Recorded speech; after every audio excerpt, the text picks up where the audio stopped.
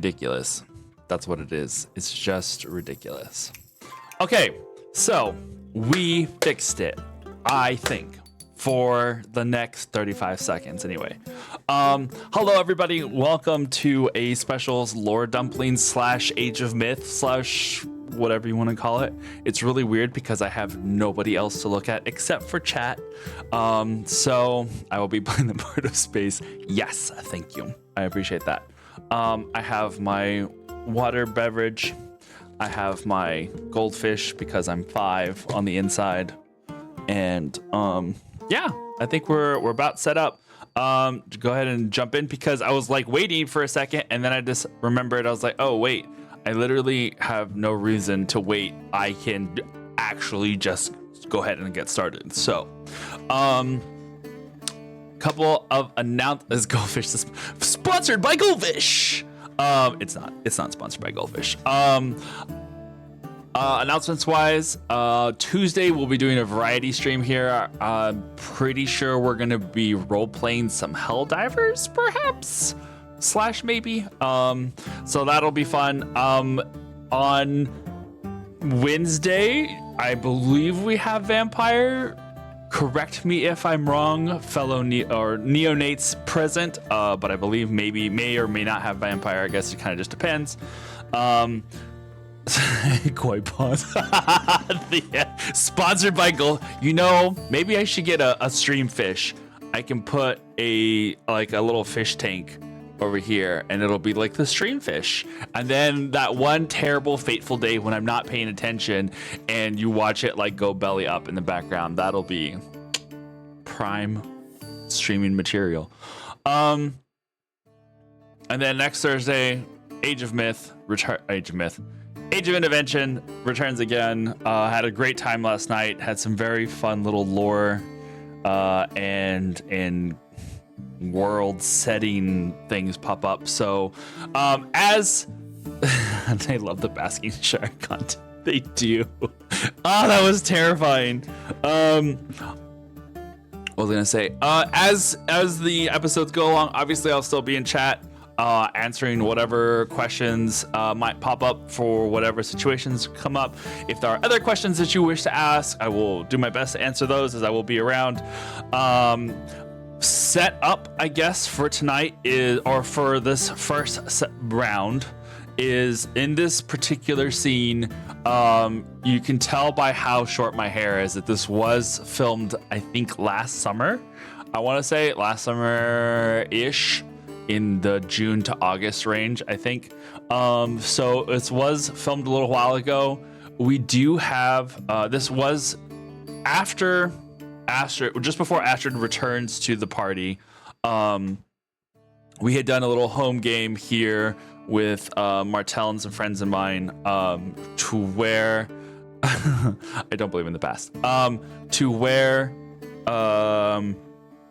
Sonder / Astrid had gone to rescue Eric's from the captors that had taken her, and this was after that battle, after the battle with Serapis, which the battle with Serapis, I think Astrid had done a little bit of a storyline to that in during the actual game. So this, was a little bit of that moment. So with no further ado, we'll just go ahead and jump into that first session. So cue the lights, grab your popcorn, and here we go. I love that every time I start to do a story, I always wind up going like this. I don't know why, but I'm always like, all right, it's my, yeah, it's my like, yeah, getting into character.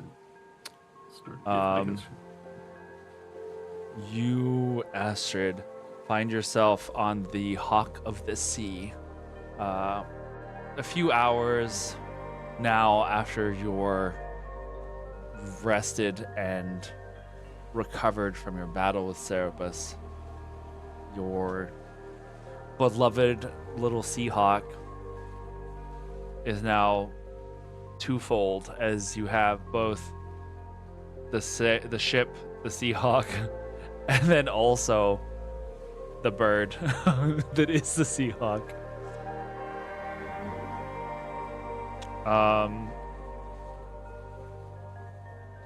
Astra had, during most of the combat, stayed out of it. You could tell there was something that she was trying to aid you with, but also it was as though she was holding back. Now, in the clear, she comes over to you. I know that this is somehow turned to French for some reason. I know that there is another part of the mission that must be done. But do you know where the pirates may have taken her?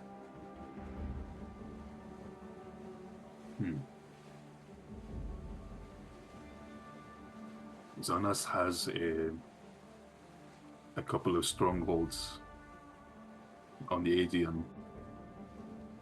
There is one nearby we can check for.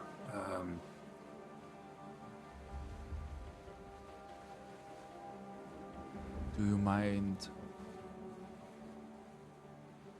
telling me a little more about this situation that you find yourself in with this pirate who has taken her?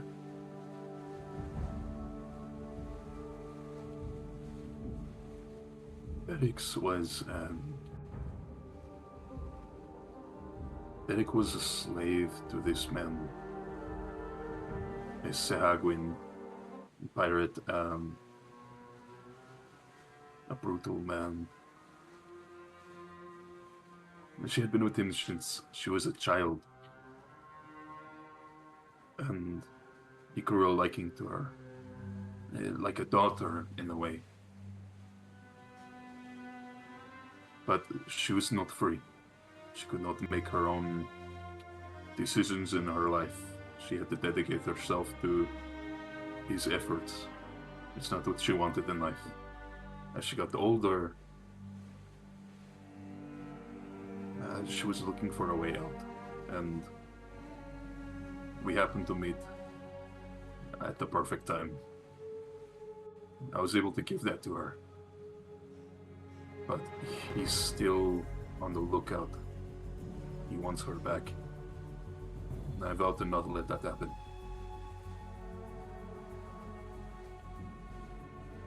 But are you sure that... Do you know why that she is being sought after so much?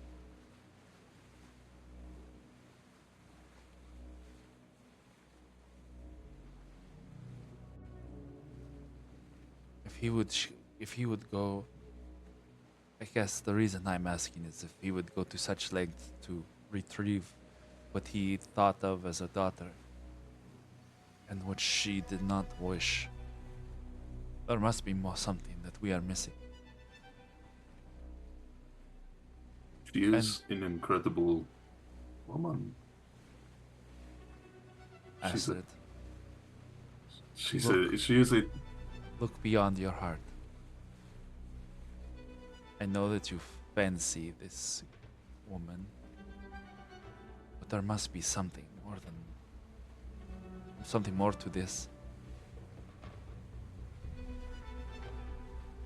Have you learned how to find what you are looking for? Somewhat. In some ways, yes. But I'm sure there's more to learn. I have the guidance of the stars. And not just by looking at constellations and telling where to go, but I'm sure you've felt it before, where the stars guide you. You see the ley lines of fate showing you where to go. I've caught glimpses of this, but Perhaps it's not an this- exact thing. She looks around at your crew.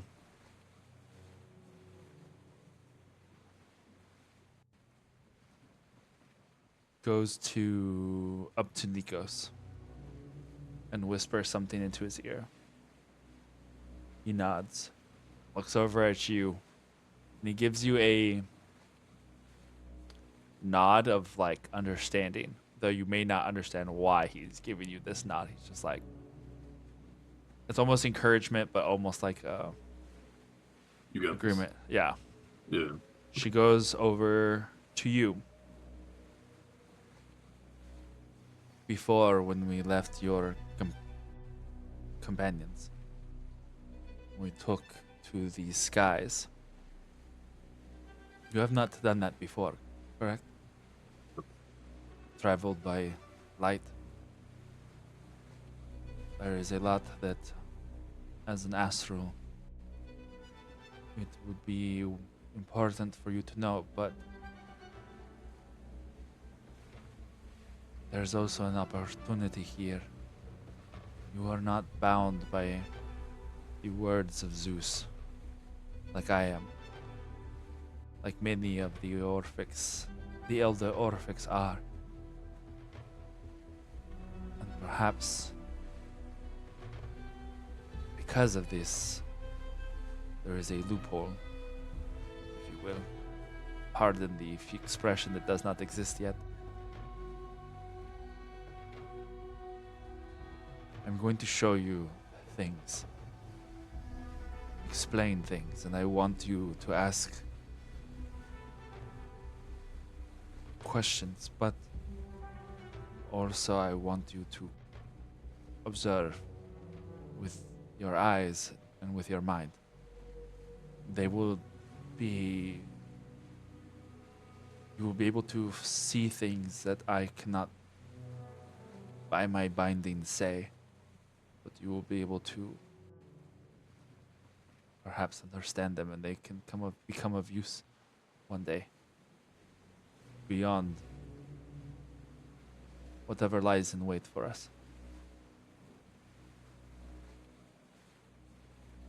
It will change you. Are you prepared? I will do what I need to. Yes. There's a moment where there's like a crackle and a shift to the air around you, and just as before, you find yourself surrounded with starlight. Then whoosh, you take off into the air. The sensation the last time had been a strange one, an effortless flying, guided as Astra brought you to where you needed to go. And this time, it's a lot shorter of a journey, as suddenly you find yourself what looks like, once you are shunted back into reality, you find yourself in a unfamiliar space. Let me see here.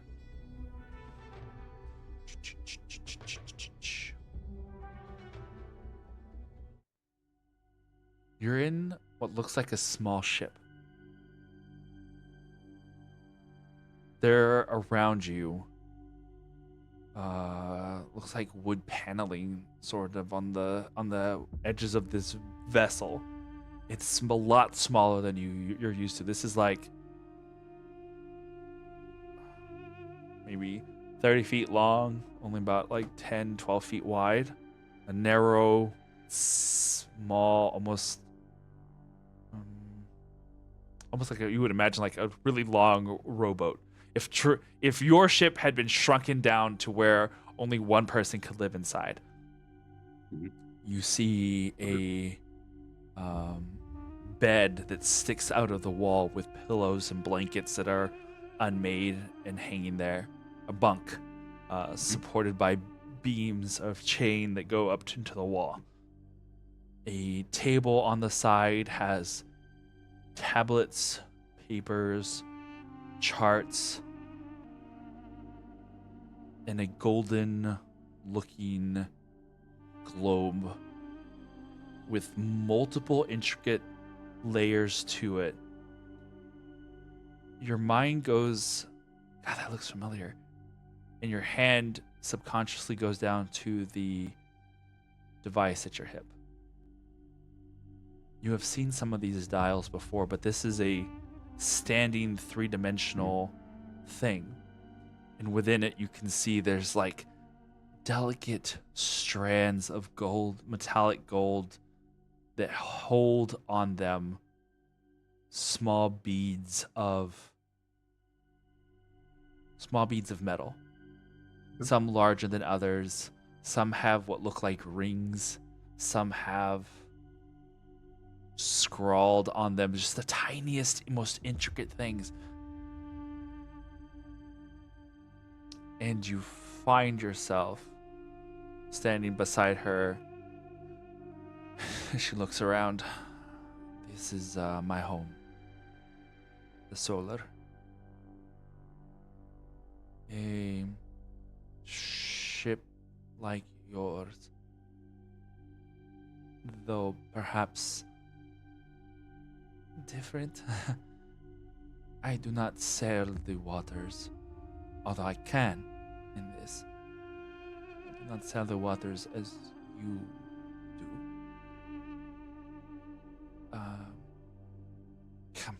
She comes and pulls you over to a section of wall that, for the most part, just looks like this smooth, beautiful. Oh my gosh, what is the words? The words failing me today. Where the wood gets a sheen when they get the kind of paint like on veneer. it. Veneer, yes, thank you. Yeah. There's like this. It's just smooth and beautiful, and inside the space, it smells spicy, wooden, and then there's a couple other scents to it that are different. As a player, you would know the smell of like electronics. When like a computer's been running for a while, there's that like it's like almost like a ozone-y, plasticky smell. There's a little bit of that. And so for Astrid's nose, it is going to be unfamiliar. It's just something different. Okay.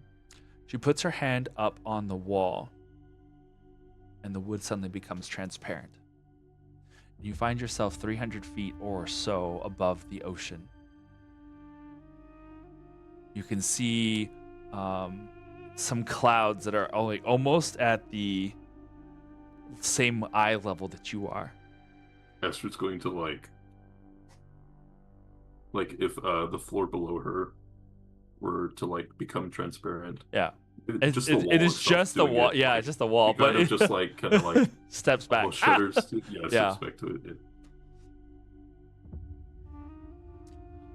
And she peers down, and she kind of tilts her head and has like inviting you to stand a little closer. There's probably from the floor, there's like, we'll say there's like about 3 feet of like wood paneling before it becomes transparent. So it almost feels like a railing, but because it is the floor and it goes up like this, it doesn't seem like safe railing because it's just like this little bit at an awful angle. Do you peer down? Forgive me. I'm not used to this kind of shit. Yes, I will. You peer down and you see a ship sailing below. And then, you recognize your ship. Good, almost about 300 feet or so below you, sailing in the waters. The sails billowing with air. In the far distance, you can see a couple of islands, maybe even another ship or two, just little specks. Mhm.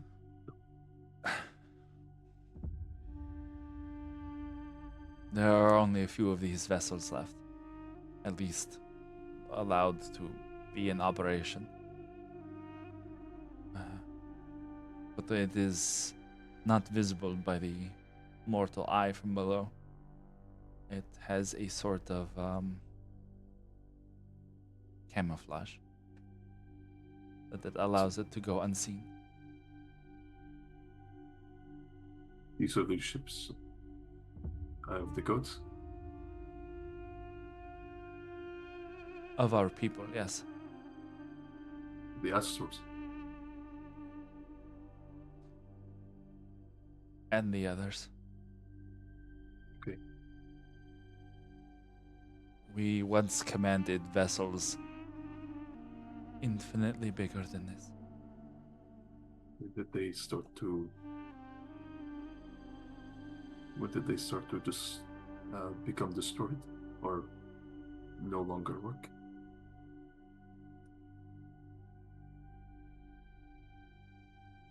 Hecate has told me that you know of the history of the First Kingdom. Somewhat.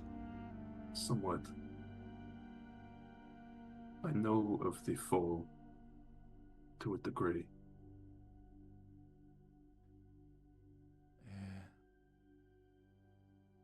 It is a difficult subject to speak around. Zeus has made it so that we are not allowed to speak of it plainly. But there are ways around such direct words. It is part of the reason that I believe Hecate and the others have not told you until you have found it out for yourself.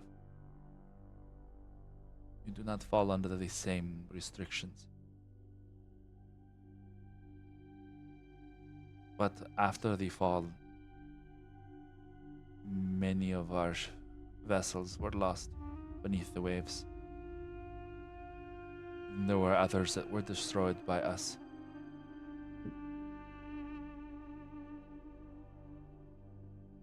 This one and the few others that remain still operate to a large degree. You can go anywhere you would like to see. And I believe that it is important for the first astral of this universe to know their heritage. But know that to speak of what you see will cause bafflement.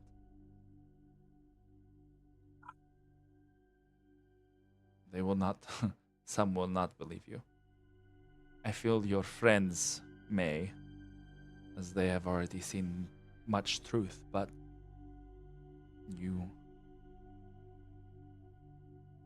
something is very important about the first astral born this side of the migration. When I was fighting Cerberus, there was a moment where I focused on a disk of light. It is larger than Terra. Thousands and thousands times larger than Terra. I saw it when you called to me.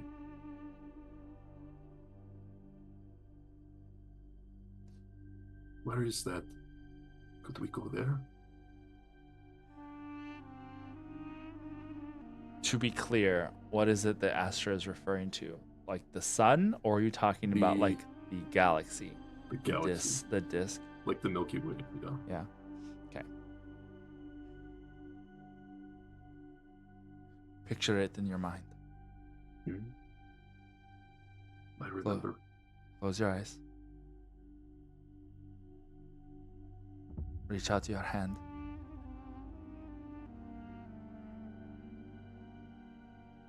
Now feel the memory of what you saw. And allow your body to move, to drift where you feel it is going, where you feel it needs to go. You relax your body with the relaxing tone of Astra. She stands behind you, and she kind of not necessarily whispers in your ear in like the ooh sexy way, but it's just like her tone comes a lot more intimate in the like calming, meditative like way. And your hand outstretched begins to go float of its own volition almost upwards. And you realize where it's pointing, but also realize that this feels other as your hand goes up, up, up, up until you're almost pointing directly above you. And then you open your eyes. And you look up at the roof and you realize you're pointing up at the sky. Come with me. She goes, behind you towards the back of the ship. You're basically in like the below decks of this vessel. And behind a couple of like, because it's basically almost like you're in an RV, you know, it's like that kind of like, there's like mini table, like a little like desk area, the little bed that's set into the wall, a couple of like we'll call it them closets, but like these little doors that look like they don't really go anywhere. And on the back side of one of these closets, you see there are steps that are inlaid into the wall of the closet where you can like, it almost like ladders up, and there's a hatch above. And as she comes around to this ladder, the hatch above kind of just like whoosh, opens, and there's like a rounded square edged hatchway. And there's like another room that's up above. Follow me. Your ship is very interesting. Yeah. It is a skimmer. Short range by most comparisons, but still able to travel a lot further and faster than your vessel, she says as she climbs up. I'll follow her. You go up, and you find yourself in what we're going to call as players a small cabin. You see I'm going to start describing things above table, but just so that you understand what you're looking at. Yep. There is a control board that kind of spreads out and around. And there's a singular chair in the center, and then two chairs on either side back. This up passage, you find yourself, it's kind of in the back corner of this cabin, right? And so you now see that there's like the two chairs in front of you, one in the center. It's probably no more than it covers almost half of the length that you saw below, but like it would be like visually, I guess you can think of almost like in a submarine sense. So it's got that long body underneath, and there's like a little bit on top, and that would be where the cabin sits, right? Okay. And everything is currently dark. It's like you're entering another room that's dark. But for Astrid, you see these chairs, this dark room with no windows, and then a sort of tilted desk that has panels on it that you instantly remember seeing similar looking panels on the island when you were there at the Atlas. That same sort of almost glass-like slate that goes all the way around. And as she approaches the center chair that's on like a little bit of a swivel, the panel all begins to light up, and you see glyphs and readouts that just kind of alight and bring this turquoise glow to this space. She points to the chair on her left. She goes, "Have a seat." She takes a deep breath.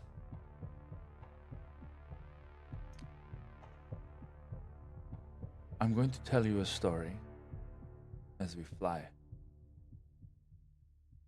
But I'm going to have to tell it in a way that sounds more of fable than truth.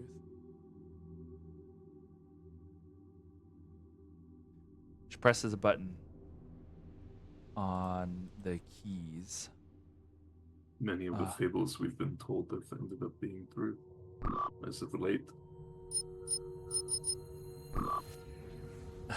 She's like, you see her pressing these little buttons over up to the side, and you hear like these little beeping sounds as she like, it's almost musical. Mhm.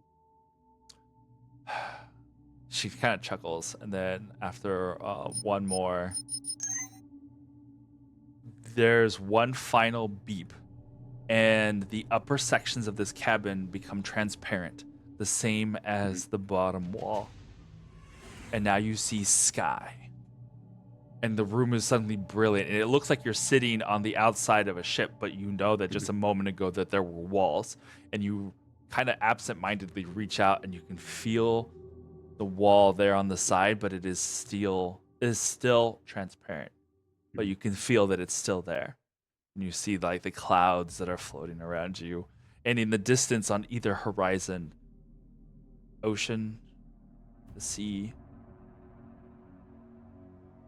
and the mainland. In the distance, mountainous and dark.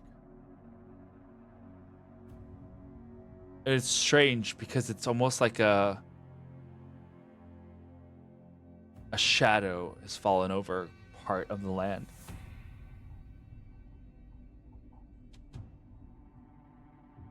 Did you say anything? Or just kind of take it in? Yeah, Astrid's.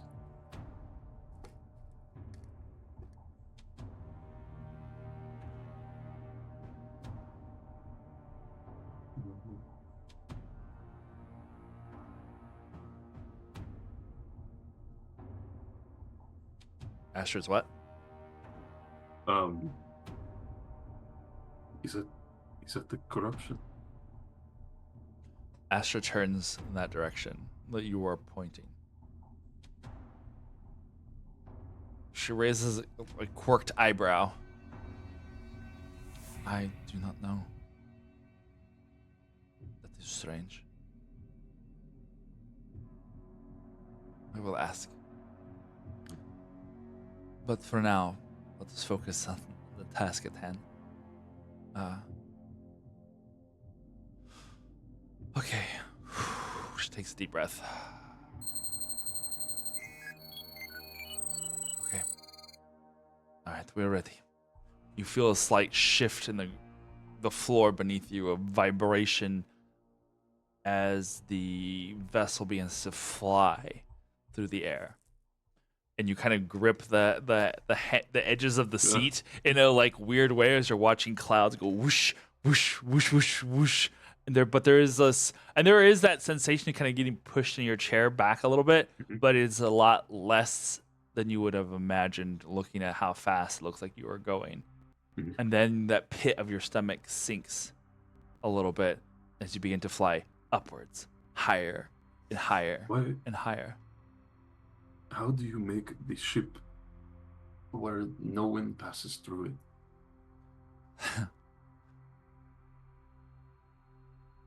You have people who are specialized in such things. The walls are made. Oh. It's fine. There are things that remain as they once were. And there are things that cannot be made again. I'm afraid that this ship is going to be one of a kind for some time.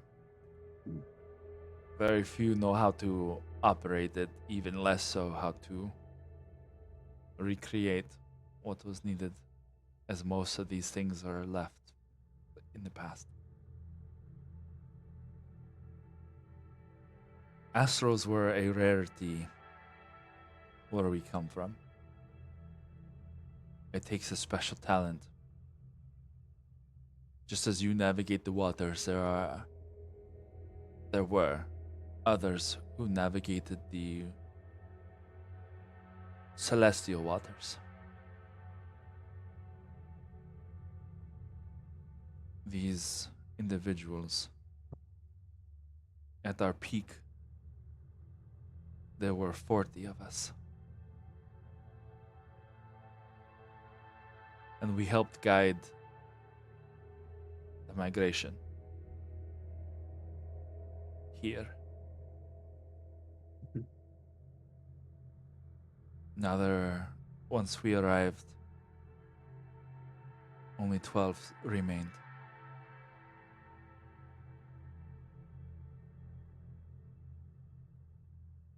The sky becomes less blue and darker and darker until it becomes black as night. And as she says this, the entirety of the night sky fills your eyes as your eyes adjust to no light. It's neat.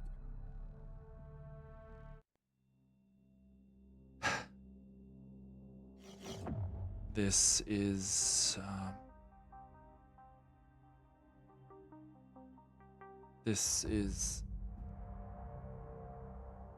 like space. It is. There is nothing, and it is everything.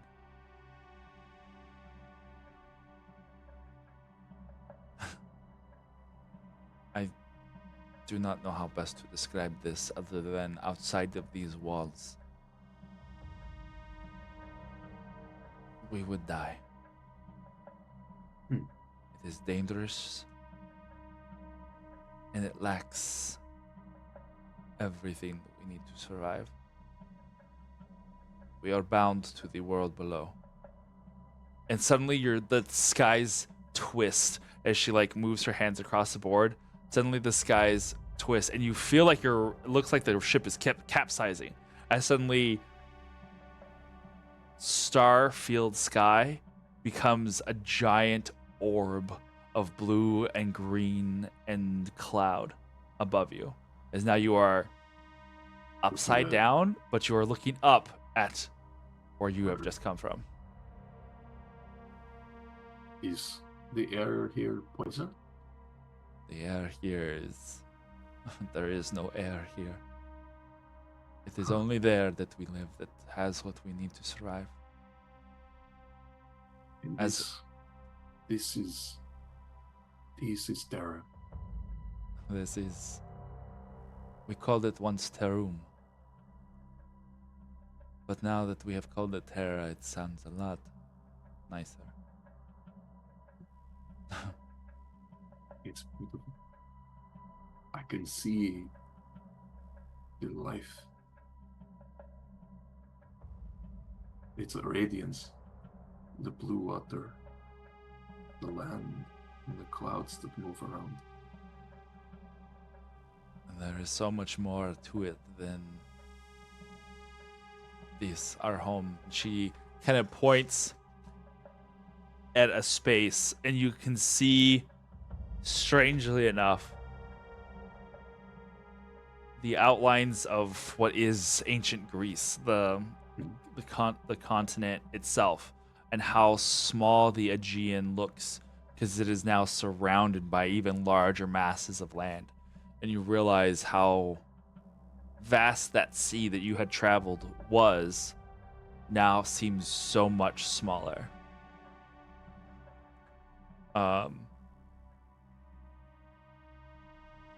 She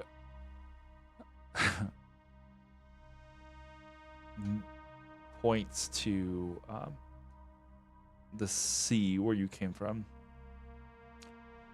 I know that we have said you could go anywhere, but I believe that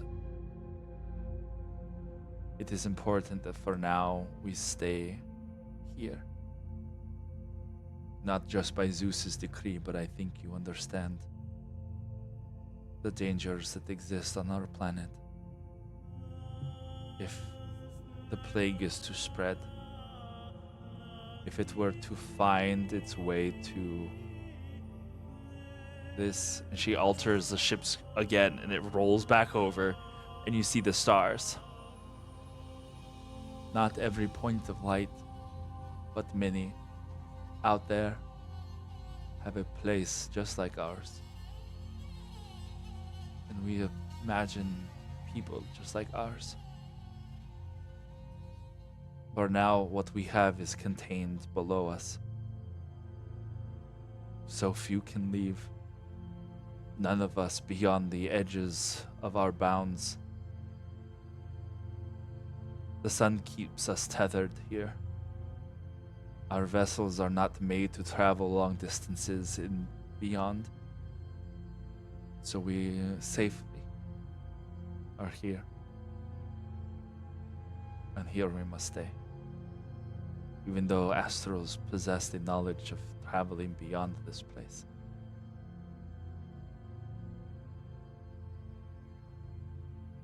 That has to feel frustrating. Knowing what's beyond.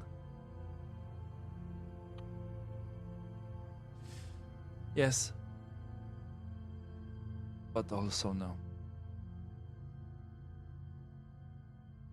Most of us have seen the horrors that come with the plague and the war that it brings to, and destruction it brings to everything around us.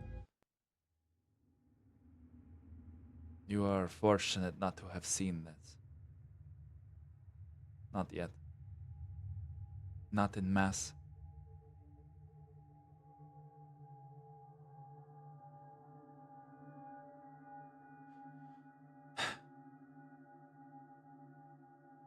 For an Orphic who migrated to become an Astro required a understanding of the cosmos and how it all fits together. That's how it began in the migration. Once we came here, we had a change happen to us. This, she lowers her shirt, and just at the clavicle line, you see there is a slit of skin. It looks like a tattoo, and as she holds it, an eye opens.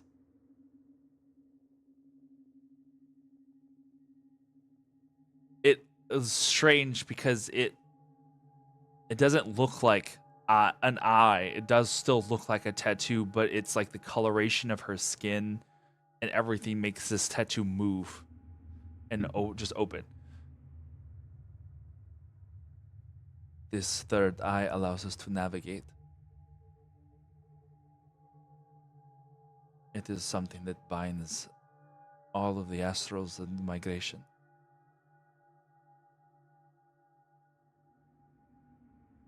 But you are able to do so without it. I do not know yet know why. She kind of looks at your clavicle area and it has nothing similar to that. Count it as a blessing, I suppose. You are different from us, but you are still somehow also the same.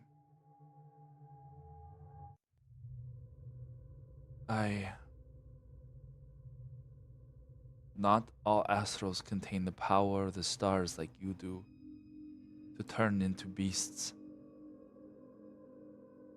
That is unique. Synergists, we used to call them. Those with an eye for seeing how things thrive in nature.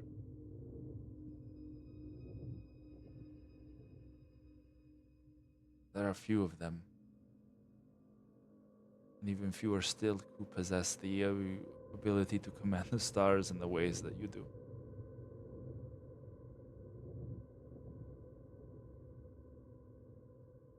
Pretty soon, Rhea, spoke of synergist.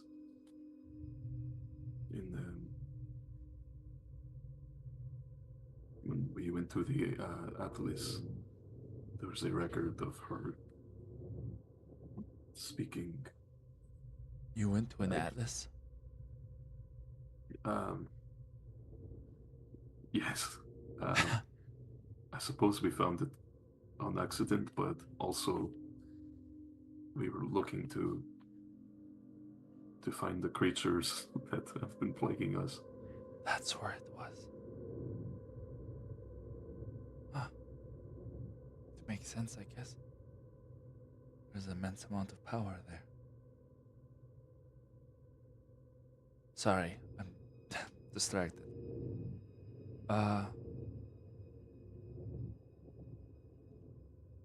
You know of the fall? Yes? Somewhat, yes.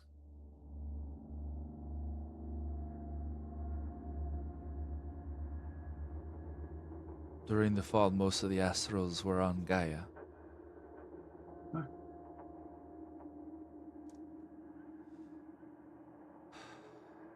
There were 3 of us here.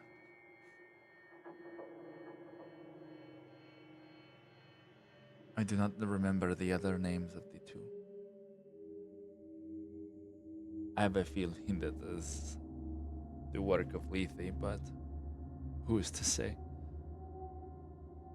It is best that we do not know and that their identities remain hidden.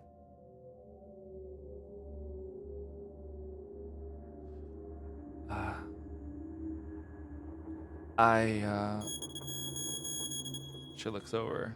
There's like a beeping sound that comes from one of the consoles. She kind of starts to bite her lip, and she looks a little nervous. There birds in this space? No. She swallows.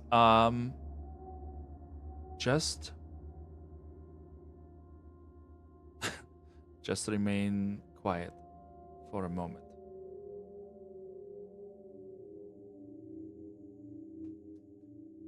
This is. She presses a button and is like, this is Astra. There's a click.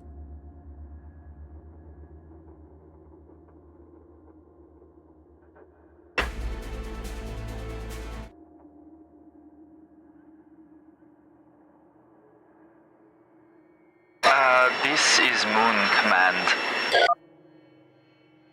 Is everything alright? Yes. We're fine. I'm just wanting some space. That's a terrible joke. I'm sorry.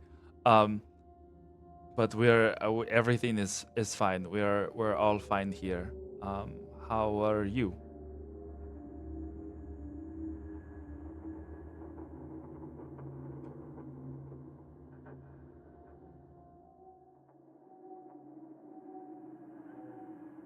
I think I broke it.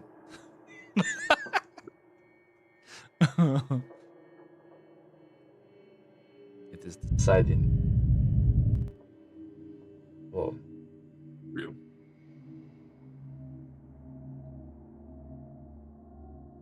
Astra?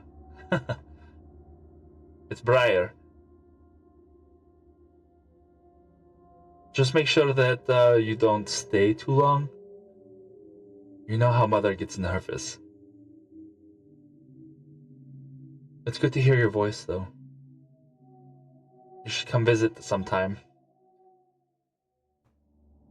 Astra kind of just like weakly smiles and is just like, huh. Of course, I will try and make a visit soon. But tell your mother that we are fine and that I am fine. That we are fine on the planet and that we are doing good. But I am going to get back down there, and I will come see you soon. Take care. You hear Briar, or this voice of Briar, not like go, it just says okay, and then clicks out because otherwise this thing might collapse on me if I try to switch voices again. She presses the button and it ends. She's like, leans back a little bit, like, okay, I had forgotten that they were keeping an eye on things.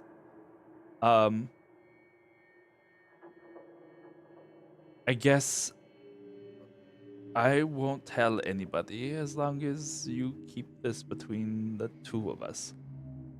She looks over at Astrid and kind of gives you a wink. She takes a deep breath, presses a couple more buttons, and the ship begins to fly off into space.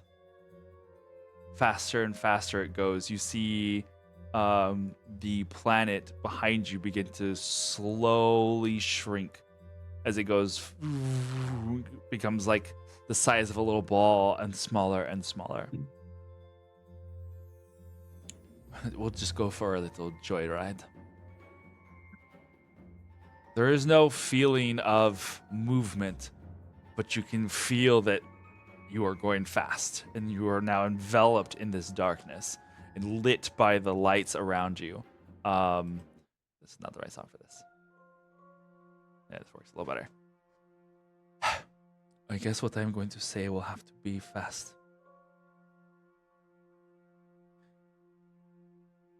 We cannot fall to the plague. We contain too much information within our minds. That if the plague were to reach it, they would spread far beyond our space. And I know that by sharing with you all of this, it will endanger you as well, but there are things that you must be prepared for. And I do not want you caught unawares if something were to happen to us. I want you to know that there is so much out here. One day, I hope, we will be free to leave again. And now in the darkness, as your eyes have adjusted, you see the great disk across the sky, this spread of stars from horizon to horizon as you see the Milky Way with zero light pollution. Not that there was any light pollution really then, but now so even more without the expanses of our atmosphere, how much brighter it is from the depths of space.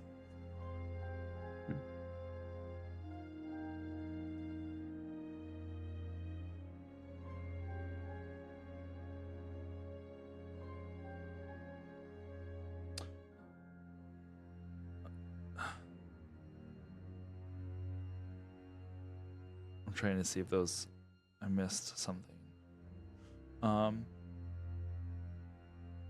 The key that you have, the one you keep by your side,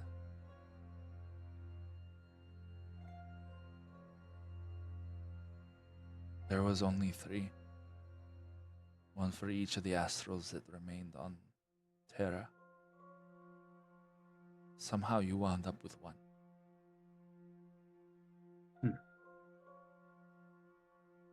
I buried mine. As so did the others, were they so instructed by Zeus. These keys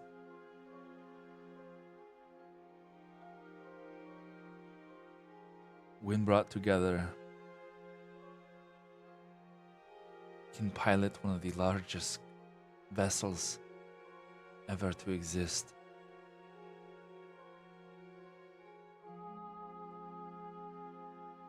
Take care of that key.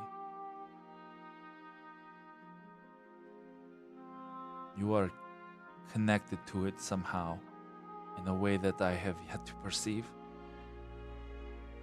before. It is unlike anything I have seen.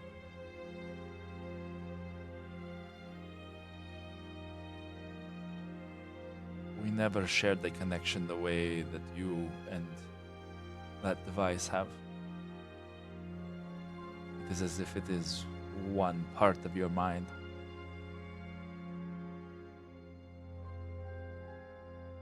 So keep it safe.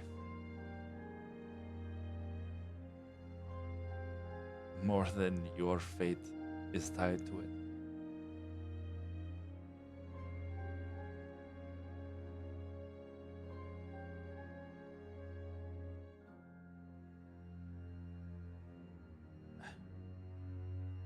I have spoken a lot. And I've probably told you more. Mars comes up on the horizon and goes past. This big red orb.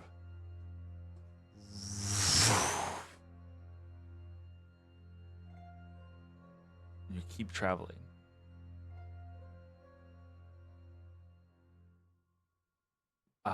What What were you gonna say? what was that place?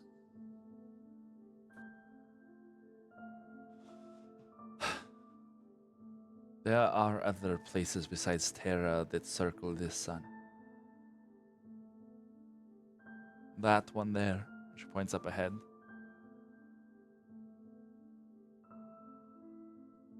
is one of the largest. As Jupiter comes up on the horizon and it becomes massive and massive and massive and massive. And then past. You go past it. You see many little moons that circle around it, and you a couple of them fly past. I want you to see the beauty that exists beyond our place. But also know that none of these places, nothing lives there. We found this gem in its solitary loneliness, so far away from everyone, hidden, but a paradise nonetheless. We must protect this paradise. Despite its dangers and the flaws that it may have, it must be protected. See Saturn come up. This is my favorite. It reminds me of my home. As the ship slows its descent and she brings it down to float above the rings of Saturn. You see the floating chunks of rock and ice scattered out below you. As you had seen them from a distance, these rings, and now seeing them close, it's just this field of stuff. Before the migration, my planet had one just like this.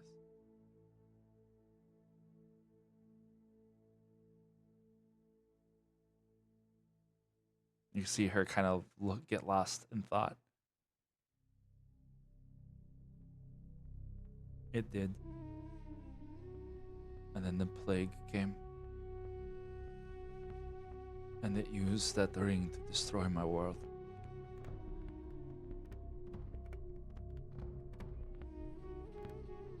Right now it is reduced to monsters. But the things that it is capable of, it must be stopped. What you and your friends are doing in hunting down these fragments is very important.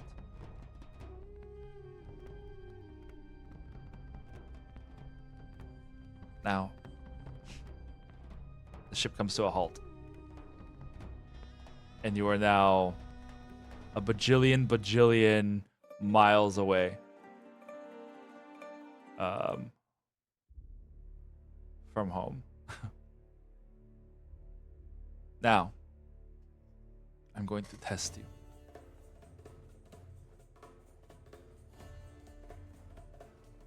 From where you sit now, close your eyes. No.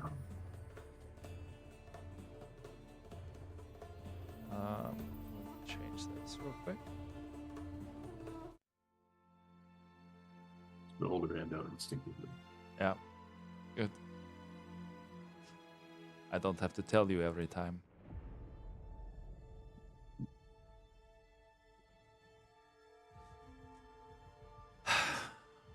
Picture in your mind's eye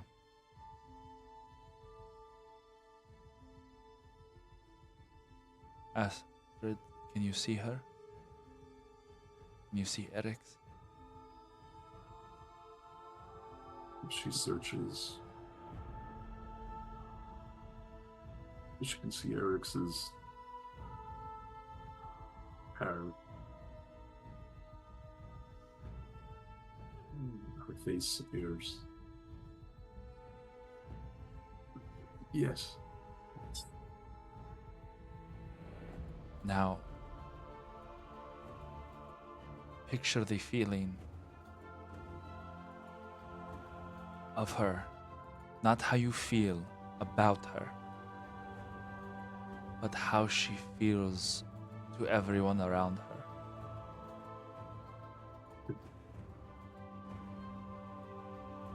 Describe her.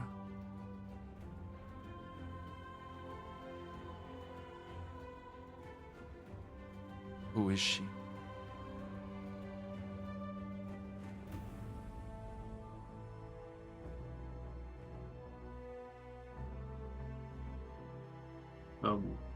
Just for like out of character. Yeah, You want me to describe her personality. personality? Okay. Yeah, her persona, basically. Okay.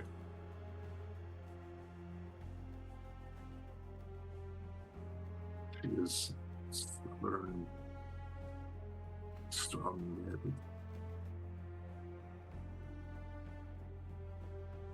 and smart.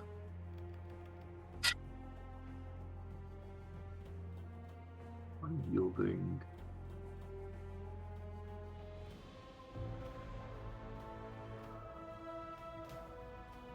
Hmm.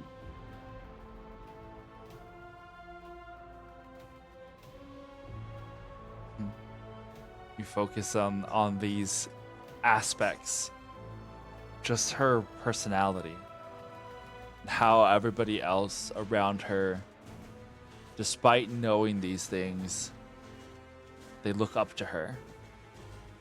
There's an assuredness to everything that she does. And despite the close, despite how your eyes are closed, there in the back of your mind, it's like seeing light come from around the corner of a doorway when it's pitch black. There is just like the faintest hint of light on the corner of your eyes. And you start to turn your head. And as you turn your head, that little pinprick of light, you see it. Just this tiny little speck of sand of light. And yet somehow, well, now that you're looking at it, it looks so much less bright than what you saw in the corner of your eye. But without the shadow of a doubt, you are looking at her. And you point in that direction. And you say, there. There. That dot shifts. And you feel the vibration below you as the ship remaneuvers. And as you stay fixed, pointing at the light, despite your eyes being closed, you now, when you open your eyes, she says, open your eyes. You open your eyes and you see that you are pointing directly ahead. You're pointing back and you see this, well, you can see like the dot that is the sun in its brilliance. And the transparent wall kind of obfuscate. It becomes shaded a little bit so it doesn't like immediately burn your eyes as you're looking at it still even from this distance. It becomes a little more shaded and the ship starts flying in that direction. She goes, no matter the distance, you focus on the essence of a thing, something that you truly know. And sometimes even that which you don't. That is our inner compass that only astrals have when we reach our third eye. And you can do it without one.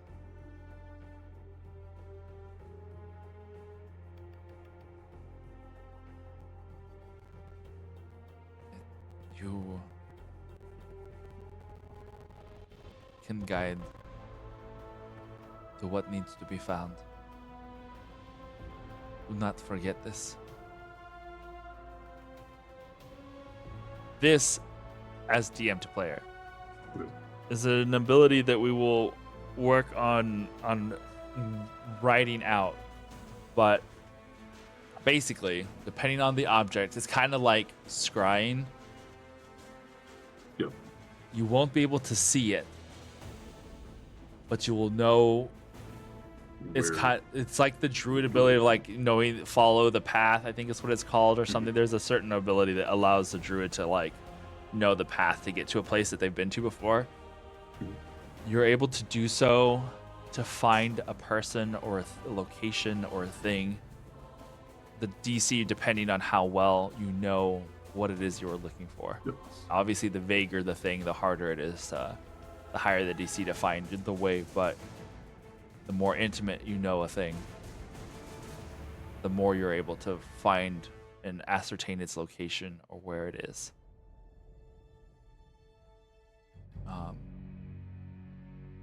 And now, as the ship flies back, you can start to see the stars around you streak a little bit in that like classic fast flying, and you can feel that you're now really moving. Before you know it, kind of just like quick jump. As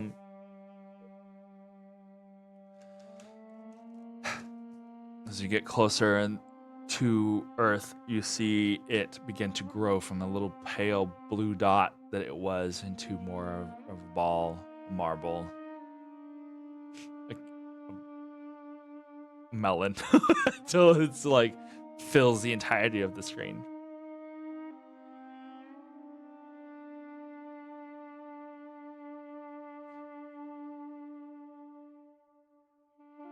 I show you this so that you know what is precious.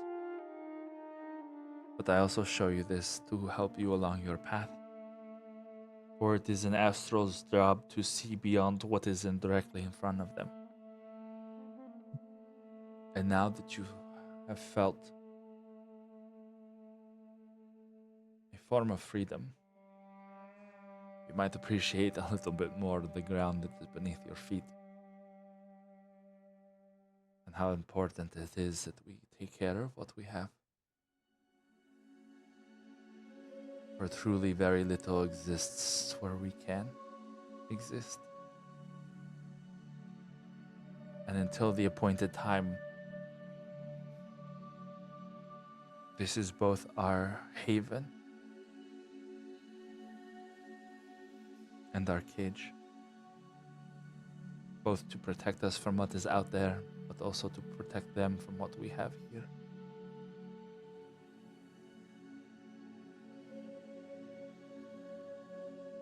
Astrals carry a heavy burden.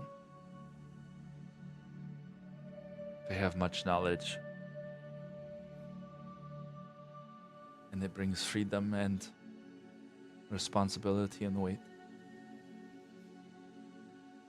Are you prepared to carry that? I am. Because if you are not, it is not. She's going to get out and give Astra a hug.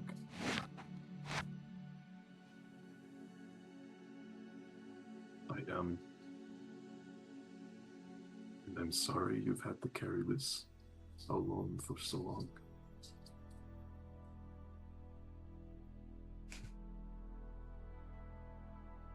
She leans her head cautiously against yours.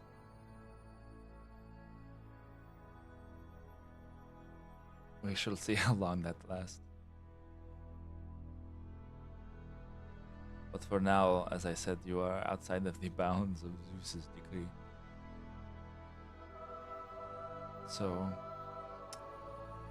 until he deems otherwise, why not train you to be a future that we may hopefully get to see?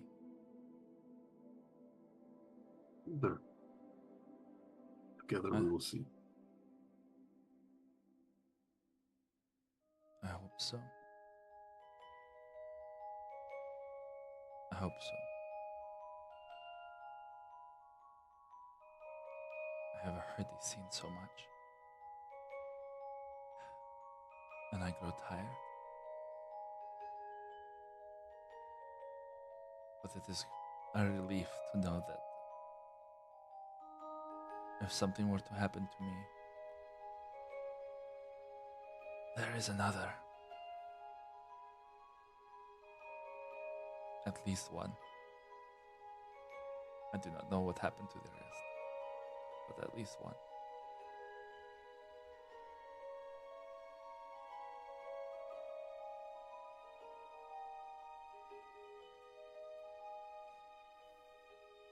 You said that the other astrals were on Gaia when Many the of fall them were. happened.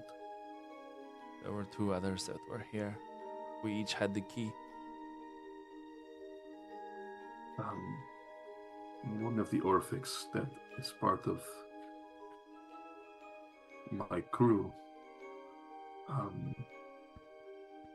she communes with Gaia. Perhaps she can give you more answers as to how the others are doing. There's that heartbreak in her eye. She kind of smiles, and that little that it's not like necessarily a snort in such a way, but there's like that. It's like a happy but also somber, heartbreaking like.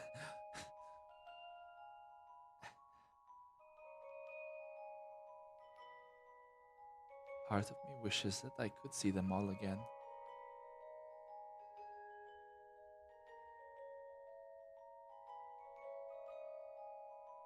But they are so much safer where they are.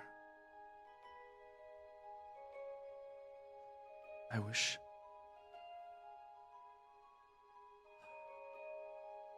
I wish I could remember their faces. But I wouldn't even know. I wouldn't even recognize them if I saw them.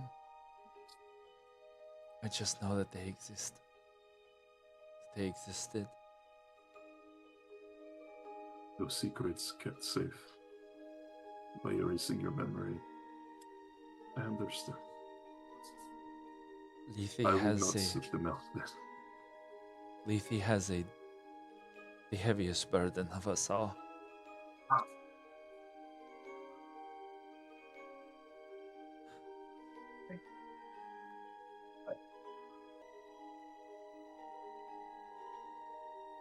She has to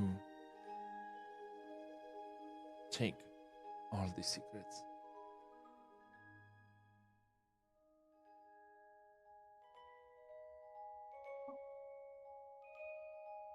I know that it is for the best.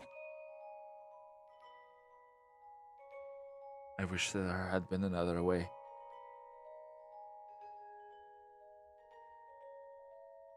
But unfortunately, circumstance was thrust upon us. And we had to be sure.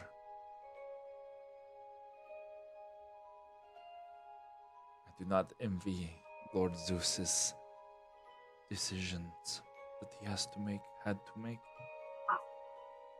And I know that there are some amongst the fold, and I'm sure your friends are questioning things as well. He did not make these decisions lightly.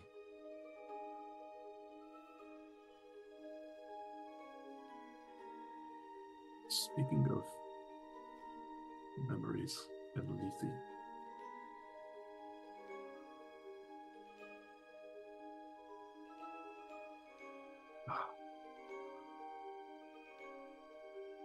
do I roll to see if I remember the conversation with Pentheus where I showed him on the star map where he lived, and when he said, Alexius,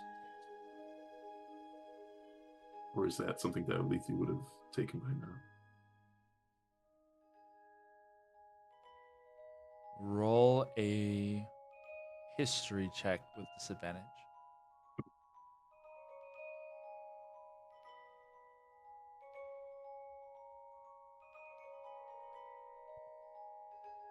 Not meant to be. What was it? A 4 total. She sees you struggle to try and put a memory together. You remember a conversation you had with someone, and somehow it was related to something. And you remember looking at a chart. You remember a location.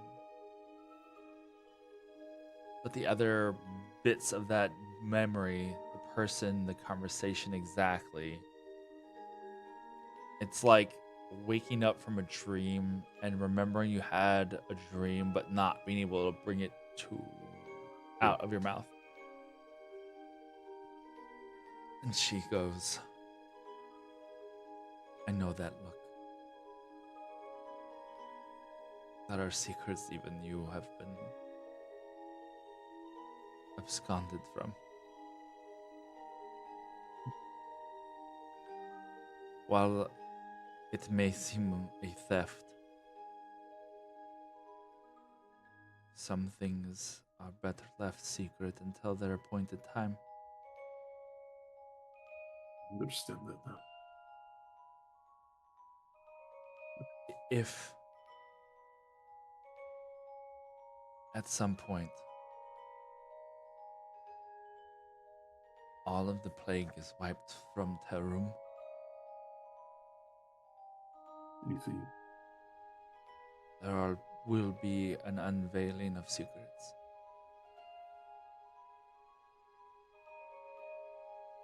And there will be histories remembered.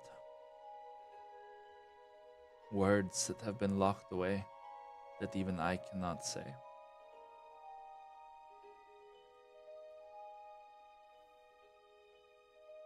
You know, though I live through it,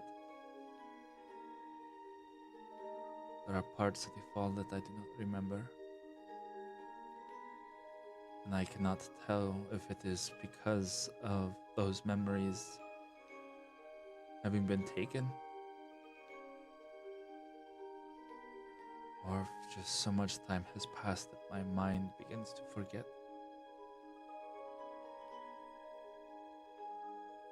You now fly amongst the clouds over the ocean. She closes her eyes for a minute, and even though her back is to you, just feel she puts her hands out to each side and then places them on the controls, and she guides the ship. And you see waters flash beneath you, land masses flashing beneath you. And then suddenly you feel the ship slow. And she rotates the ship. And for a minute, you feel yourself lean, and then the gravity within the ship shifts to where it doesn't feel like it's leaning or you're upside down. But above, you look up above. You see the Hawk of the Sea sailing over the waters again. And you can see her open her eyes. I guess I can find my way to you now after all. Now, who did you? Oh, no? I was just like, you're just gonna say the ship. If Okay. you were gonna ask who did I connect to? Mhm. Yeah, just like the ship itself. Close your eyes, Astrid.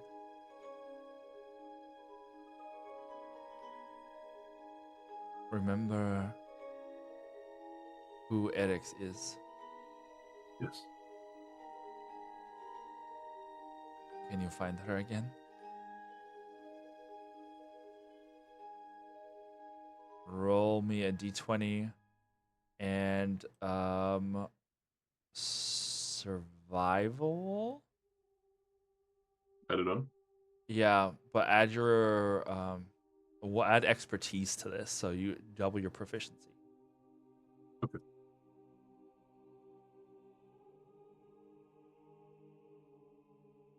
At 20. Nice. For a total of So 8. A total of 28, 36. 36. Yeah.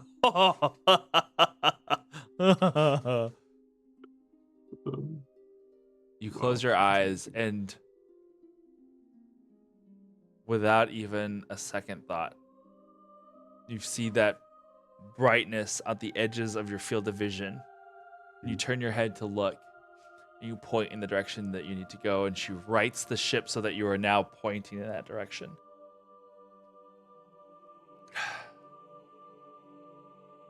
Then we have our destination, Captain.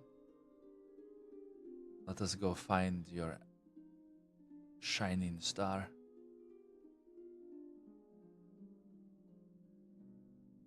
She sets her mind, and you can tell that she's just like focused, and the ship goes flying across the horizon towards the destination that you pointed out. Thank you, Astrid. Don't thank me yet. I have given you a heavy burden to bear.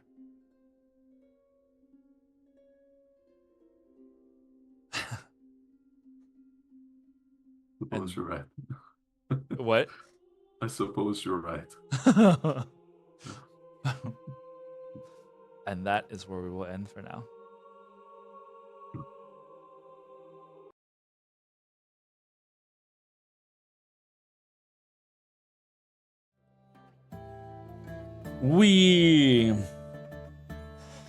All right. Good job. I don't know why I say good job, but good job. All right. Well done. Well done. If there are any questions, go ahead and post them now, and I will try and do my best to answer them. Until then, or if you have any that you're wanting to put, then I am going to go ahead and run a quick break so I can get the restroom, and then we'll be right back, and then we'll start on round 2. So don't go nowhere. We'll be back in a second. Maybe.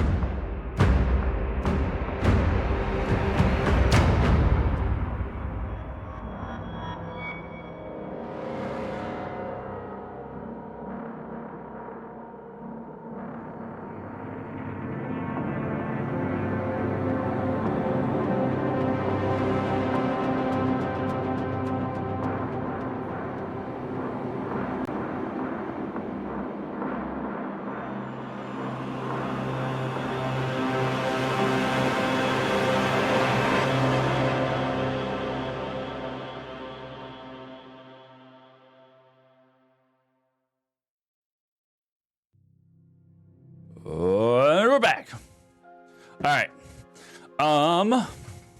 Saw your question, and it was an excellent question. Okay, so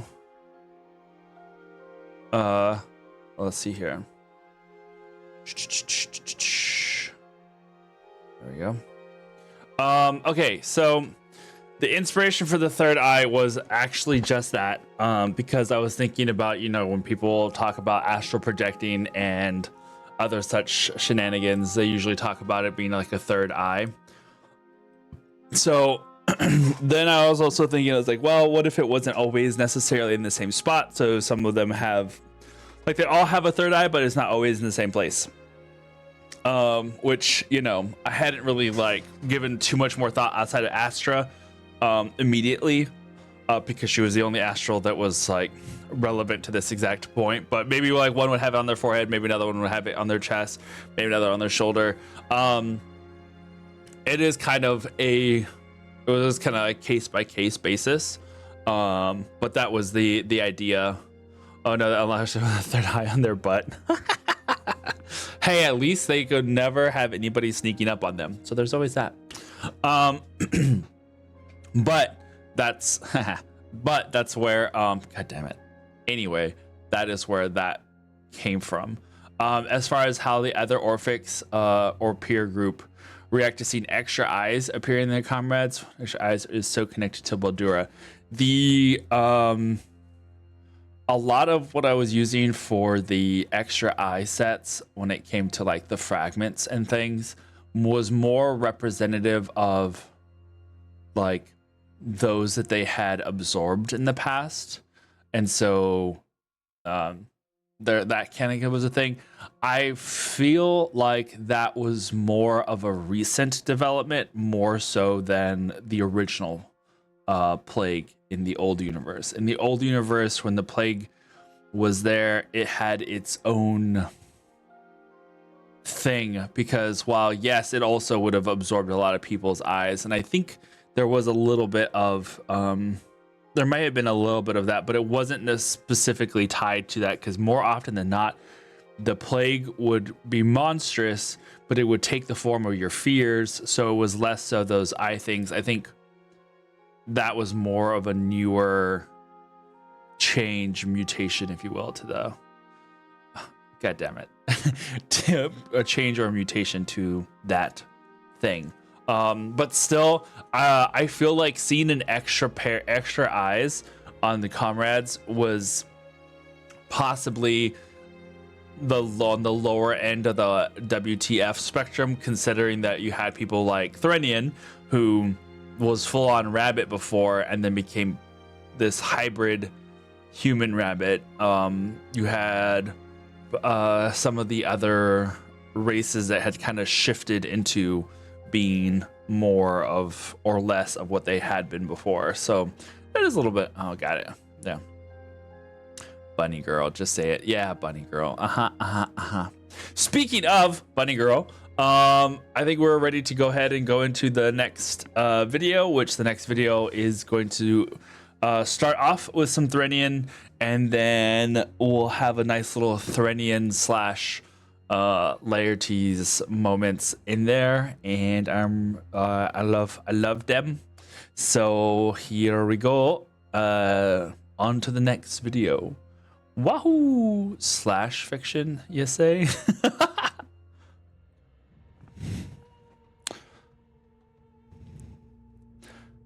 Threnian. You stand in a tent filled with old companions. I would say old friends, but that might be putting it for a stretch a bit. But people that old co-workers, if you will. As Zeus stands there with Hera, Ares, and a few other called the military-style generals that have been serving the Lord Commander Zeus for quite a while. You probably know them by face more than like actual one-on-one, being that you spend most of your time at the Watcher's headquarters on Earth's new moon. Mm-hmm. But it is not them that holds your full focus and attention.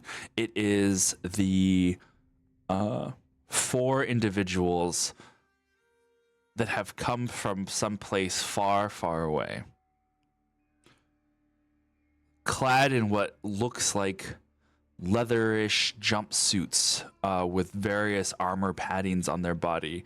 These slick, almost silk, but heavy-looking capes that fall down around their back, and these helmets that cover the entirety of their head.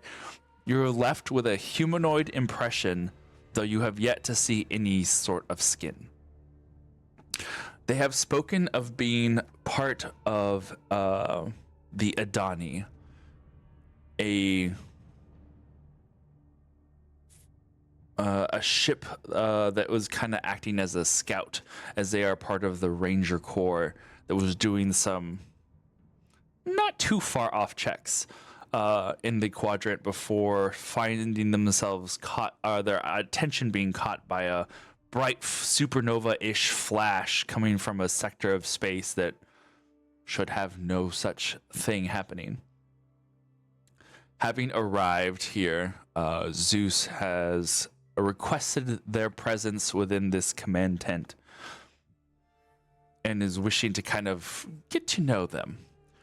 But clearly, the last time that you have had such a visitor, was before the fall of Bahiri.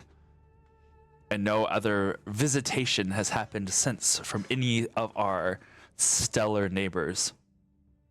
Perhaps you had witnessed a few close calls, ships passing at the edges of our solar system, but never, ever coming anywhere close to here.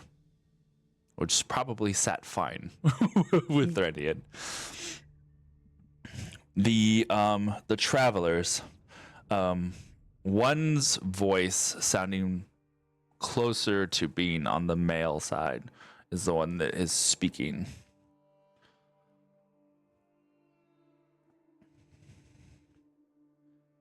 There is a tension in my spine and a hand poised, not threateningly, but ready, where it can reach for the rapier at a moment's notice.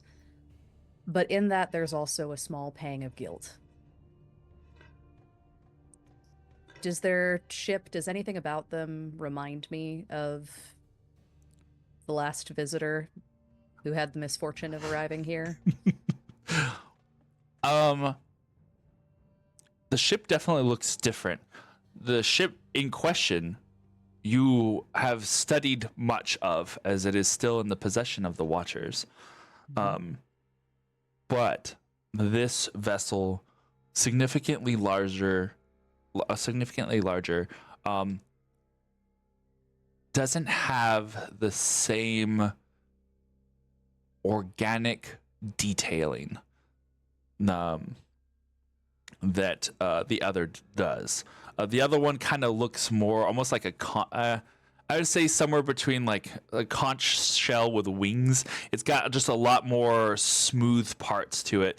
This appears, for lack of a better term, more militarized, more blocky edges, still sharp angles, but doesn't have the organic looking nature that the other one does. Okay. So with that passing thought and with the slightly painful recognition that I can't even remember his name, I let that fade away and be replaced by that vigilance as I wait to see how the conversation will progress. I am Vali. These are my companions, Lono, Ygric, and Viarti. We are saddened to hear that you have just recently experienced such a terrible tragedy. Is there any means of aid that we can assist you with? Zeus immediately puts his hands up. No, I appreciate the offer, but we have plenty of means in place at the moment. I do have a rather uncomfortable request, though. I would like to ask that you try and keep as much of this event and everything that has transpired, including your finding of us here, as confidential as possible. You see the Adani leader, Vali, kind of just turns his head to the side and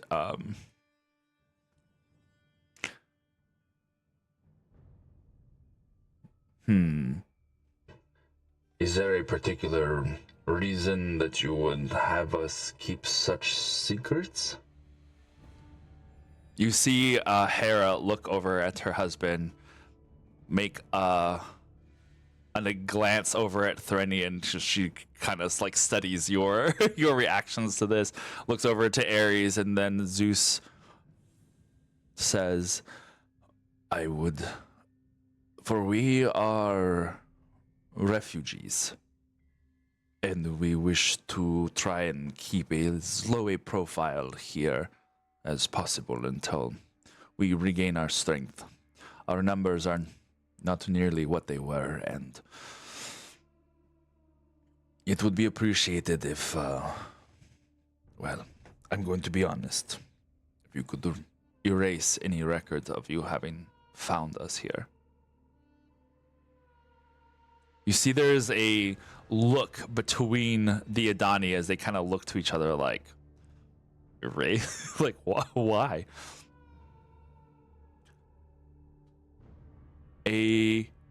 Another person walks into the tent. Slender, pale, black hair like draped down to almost her waist. She wears a very simple, loose-fitting linen-styled dress. You recognize Lethe as she walks in, and then kind of like walks behind the tent carrying a tray looking of beverages, basically, but appearing to be a servant. You know that Lethe is anything but. And the moment I see her enter the room, that just eyes on a swivel, or head on a swivel, eyes narrowed, nostrils kind of flaring, as I regard her and then regard Zeus. Zeus turns. Go ahead. You would put us in the same position again. He looks over at you.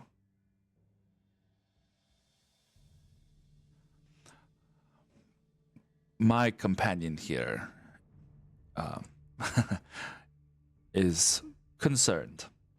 We have done a lot to try and mask our presence here, and that is why we value our secrecy. He kind of puts a hand up like, just wait. But that kind of almost, I would say that infuriates Threnian more, but enough to where it's like, don't shush me. This is not an outright like, shh, but it's like, I would say for Threnian, you get what he's might be attempting to do, but it doesn't seem like he's jumping to it yet. This seems like more of you can imagine him doing this as a backup. Okay. There is no trust and no warmth. Yeah. But she, it's not so much a nod as just a go on without saying as much. Refugees from someone here? If you have quarrel with one of the other empires or republics, then your voice would be valued in our collective. We would not hate to see anyone be treated in such a way that they would recluse themselves to the far edges of the galaxy. Forgive me for not finding a lack of a better term, but your people seem a mixed group. We scanned decent amount of technology, but it was inactive or in not disuse. And then we come to find that your city here is, well, archaic would be putting it in a term lightly. And far be it from us to judge how you live your lives as you do, but we're just a curious bunch, and we wish to know the neighbors that we have. And if protection is what is required, then we can definitely arrange to have protection in place. Zeus looks over at Ares and the others for a second and then goes, "That would be appreciated, but again, we have sought asylum here for close to 1,000 years, and it probably will be some time before we are ready to show our faces again. So I ask you one last time, please forget that that you even found us, at least until we attempt to make contact." The moment he says forget, you see Lethe stop her passing out of beverages, and her back, while turned to those 4 individuals, straightens, and she sets down the tray, turns around, and with eyes glazed in bluish purple, says one phrase, "Please forget." And you know from previous experience of having seen something similar to this before, this is directed at the 4 individuals. Mhm. And you see them all 4 like clutch their heads and kind of do the telltale like whoa wobble brain. Zeus then speaks up. "We appreciate you coming to our aid. We have had a very fruitful discussion with you. We understand that you will try and forget of us, but only until we reach out again. And it is very much appreciated that you will leave a means of communication with my trusted companion here." And he gestures over to you, Threnian. You see one of the more lithe and female-looking figures comes over to you, and she hands to you a small rectangular box.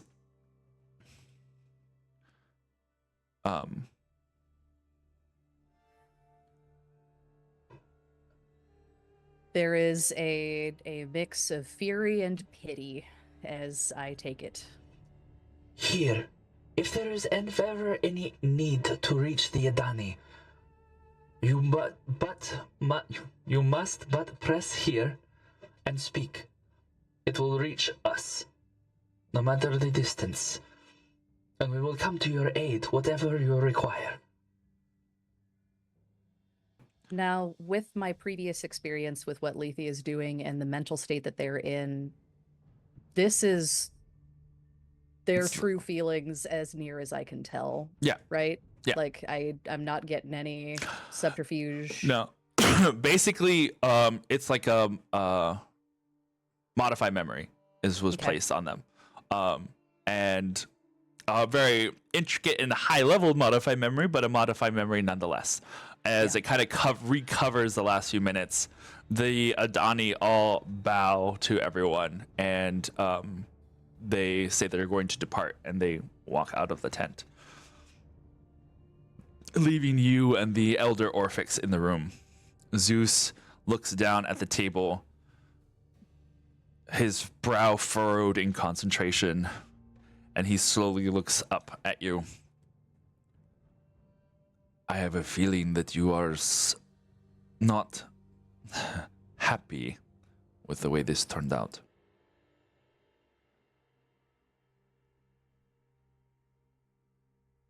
I am not surprised, but you can consider me disappointed. I understand.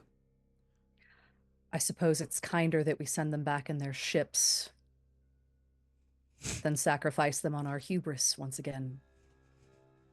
You see Hera like puts up a hand like she's going to say something and then just like and shakes her head as she looks up like she's not gonna step in right now. Zeus nods slowly. He looks over at Lethe. Thank you. She just kind of does a curt little bow and then like walks to the edges of back to by the door. Doesn't leave, but walks over by the door.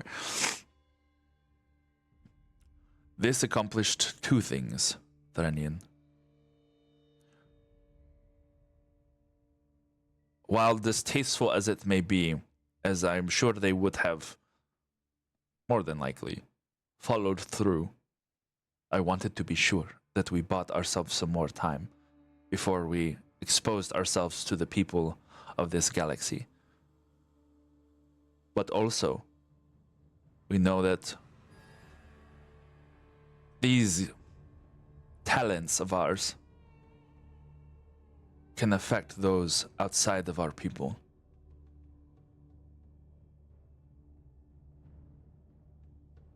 As I said, it was not something I particularly cared to do, but this provided a rare opportunity.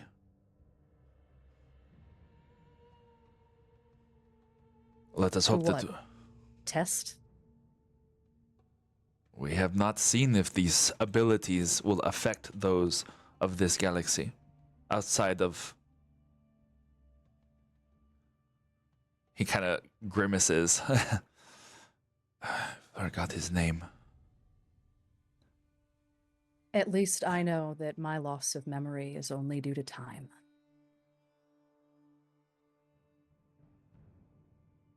And we have trusted you with that.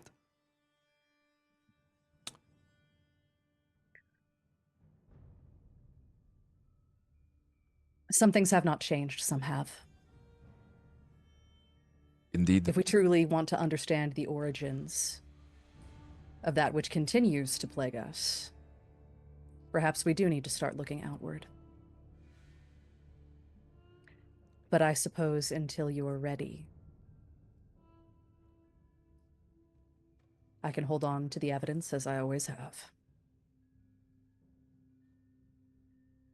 Yes. I do still file reports. I know. We are dismissed. You see Hera, and Hera stays. Ares begins to leave, as do some of his lower ranking generals.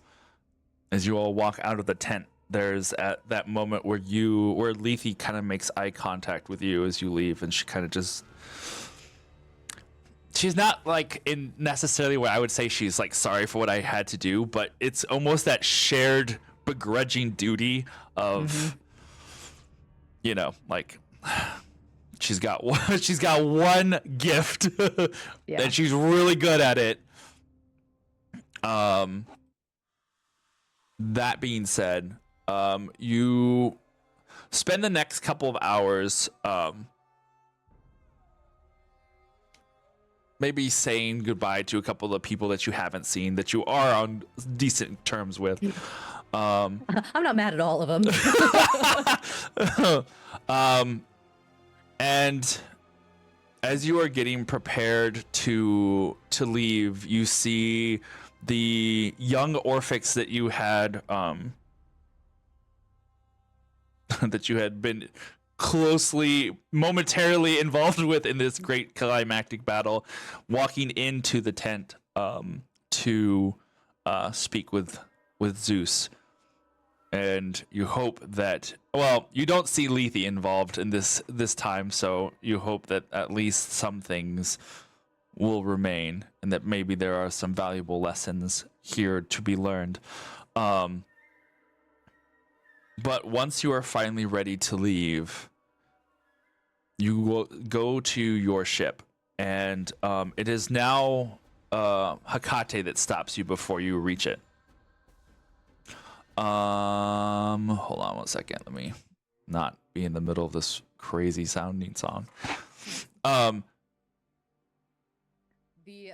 The posturing when Hecate approaches is very different. Far more open, less judgmental, more warm, and a hint of appreciation at the fact that she called me down here. So, I cannot thank you enough, she says. Thank you. 1,000 times thank you. now it's the most excitement I've had in years. You should come down and visit a little more often. Oh, I don't think that everyone is particularly thrilled when I come to visit. If you'd ever like to visit.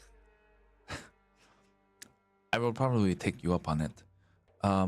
It's a lovely view. Indeed. And I have missed those views. Excuse me, the DM for choking. Excuse me. Don't die. All right.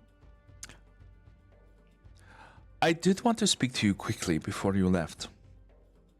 Clearly, some changes are in order for the Watchers. The ship was not found on your sensors before it arrived, correct? Correct. I'd planned to talk about that with Briar as soon as I arrived. And from what I understand, you have some of their technology? I do. That'll help. It should. I'm going to aid Hephaestus in making a little visit up your way. He might be able to help Briar coordinate better. We are going to need some more manageable communication between the Fold and the Watchers. Zeus has given the clearance to begin somewhat larger scale operations. It will be slow going at first. We must find those willing to learn and those willing to teach. Does he still intend to hold the mantle that I hear has been ascribed to him? For the time being. Suppose it can't be helped. You know, there are some voices that have recently spoken that are of the same mindset, I suppose. Surprisingly, from younger generations. Might seem to mean you're onto something.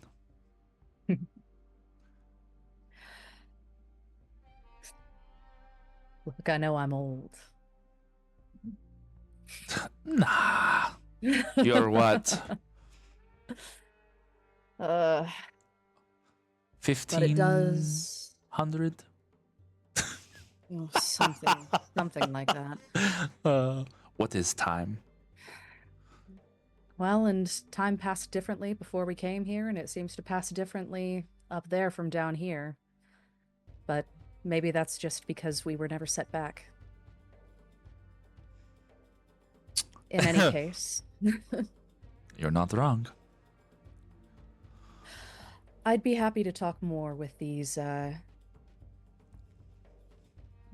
what were they? What did they call themselves?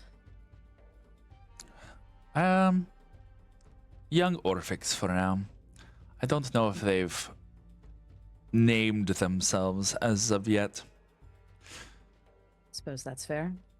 I'd be happy to talk with any of them. Well, Now that the veil has been lifted in some regards, indeed. I have a bit more freedom in doing so. You are not under the same compulsion that the rest of us are. You don't have anything to hide. Not compulsion, but let's You just say the isolation benefited both sides to a certain degree. you know that she's referring to a very particular wish that Zeus enacted. Mm-hmm.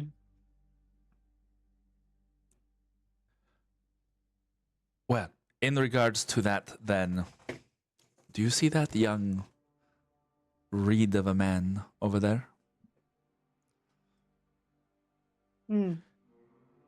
He may Yes. not look like much on the surface, but his powers are similar to that of Kronos. And Really?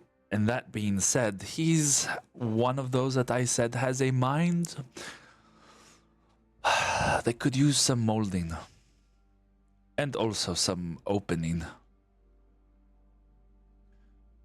If I was to trust any of them with some of the secrets, I would trust him.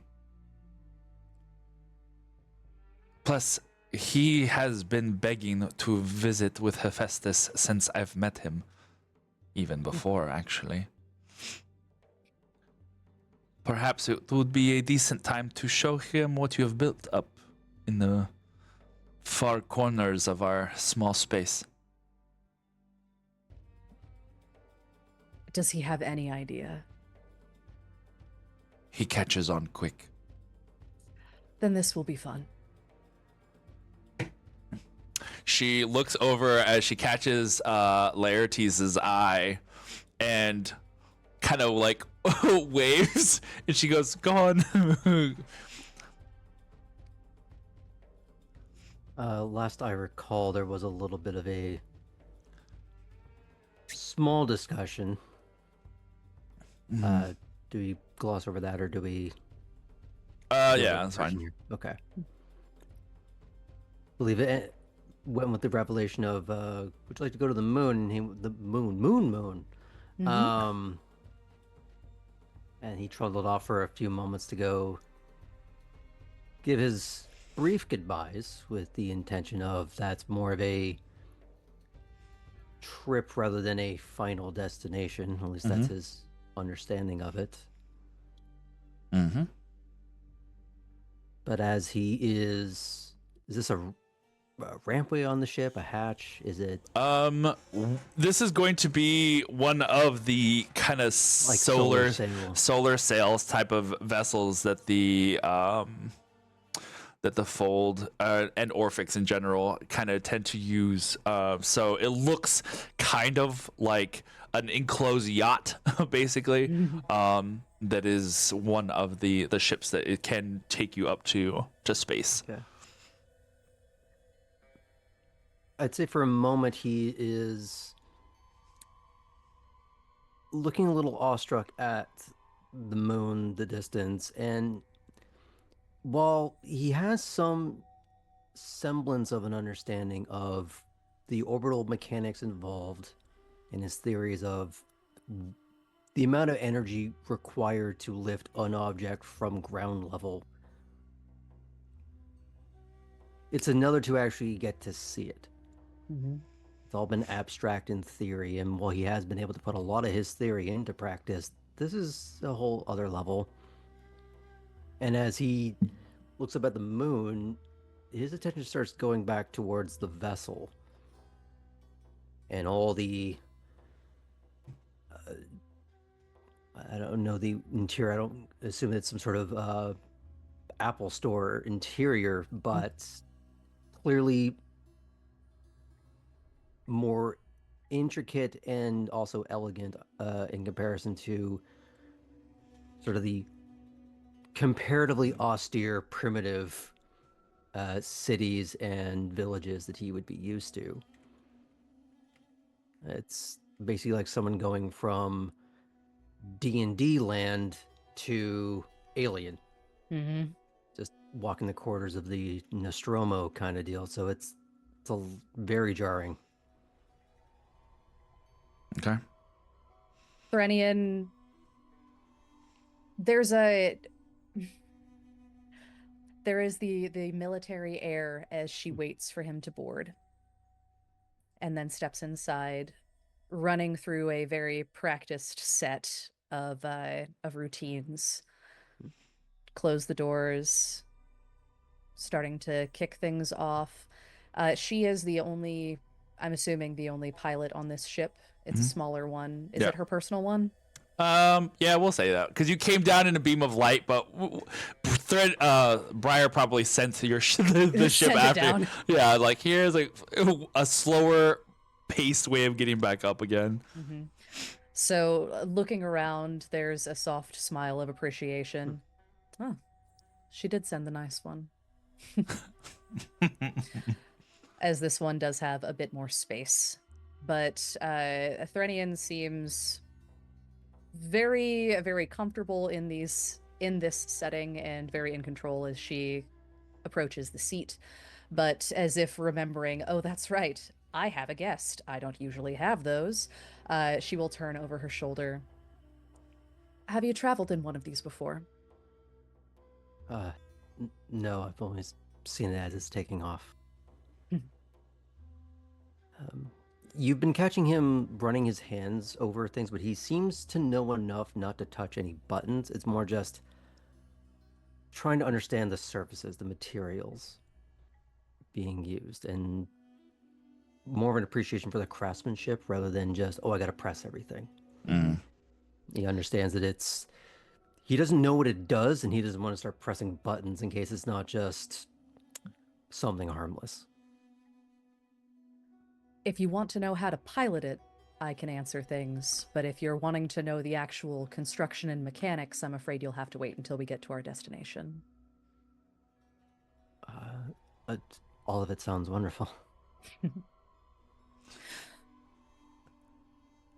There's a moment of like acknowledging and then starting the ship up, and you feel there's not like a loud rumble of engines. All of the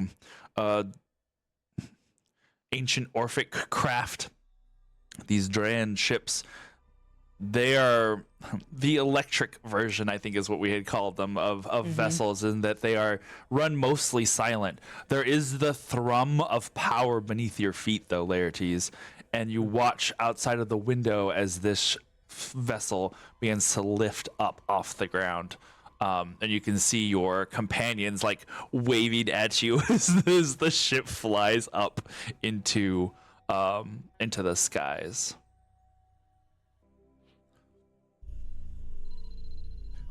You find yourself on this vessel as it's like sailing up into the sky.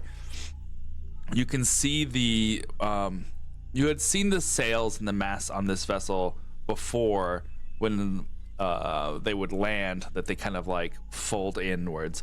Now it's folding outwards as it catches the air, and just as smooth to where there's definitely a little bit of the pushback of the G-forces into the chair as you like rock it upwards, but it is such a smooth and gentle climb that it is more of like the sensation of you reclining more so than being pressed back into the chair. You just feel like you are now kind of at an angle of like facing upwards as the ship is flying up into a ever darkening sky. What is Laertes' brain hemorrhaging like right now? His first thought would be, I was right about the amount of delta V required to leave and the required speed.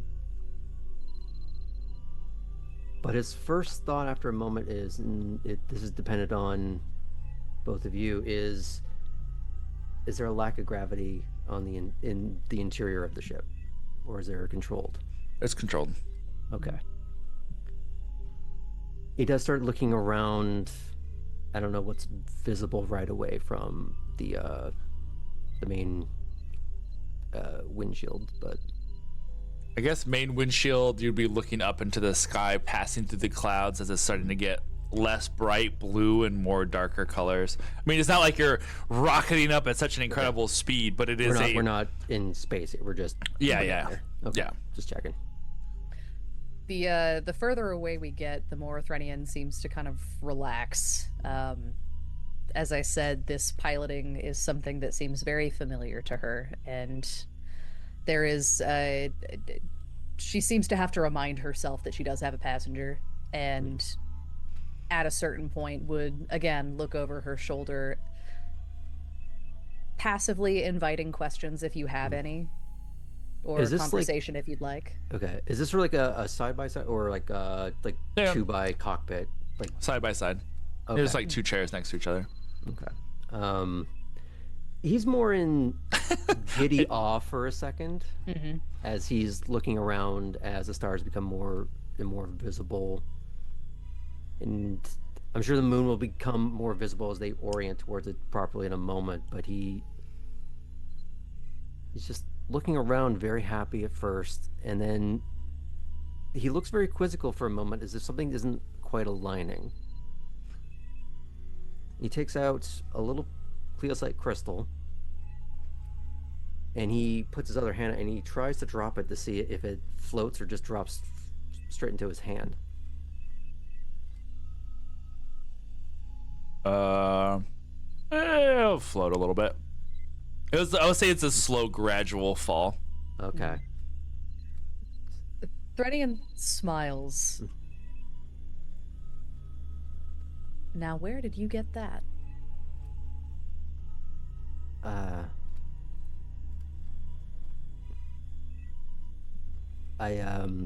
I made this one in my lab. Made it.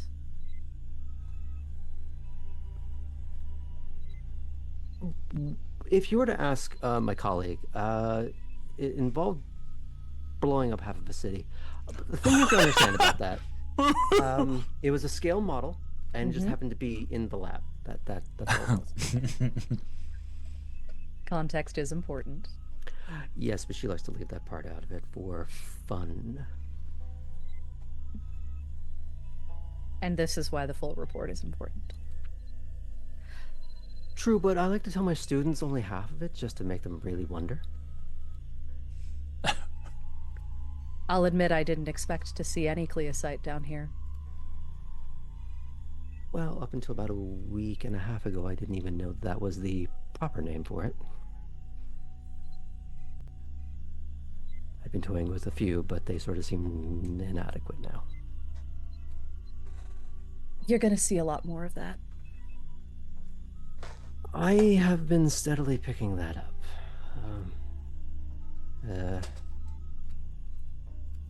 A few things line up with some suppositions, and others radically alter what I was going to guess at. In some good ways, and some existentially dreadful.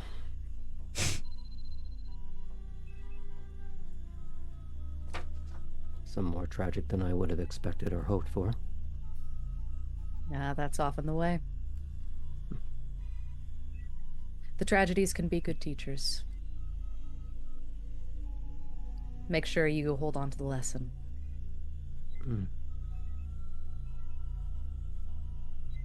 I'm not sure the one I'm thinking of is all that instructive. Sometimes they might not seem that way.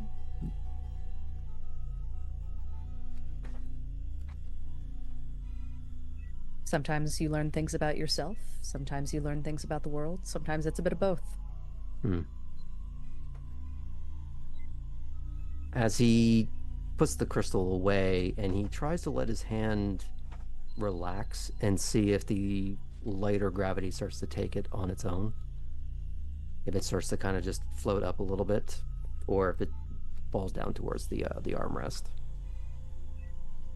It starts to lighten gravity a little bit, but it's still controlled enough now that I'll say now that you're like in the black of the night's starry sky. It floats for just a little bit before it still comes down to the ground. You can feel that lightness starting to I was gonna say, You see someone almost as if they are settling into a warm bath in a way that if their entire body was in pain before getting into that bath.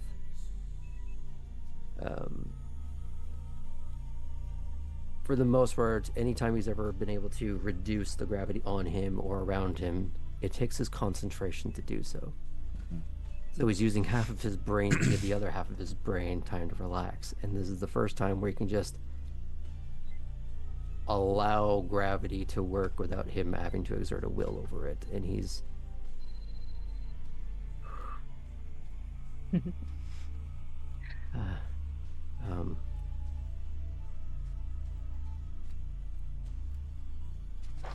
I learned probably a bit too young.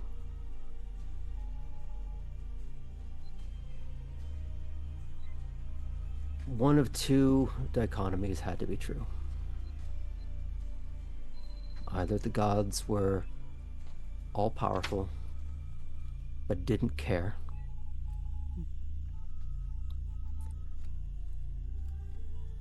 or if they existed at all,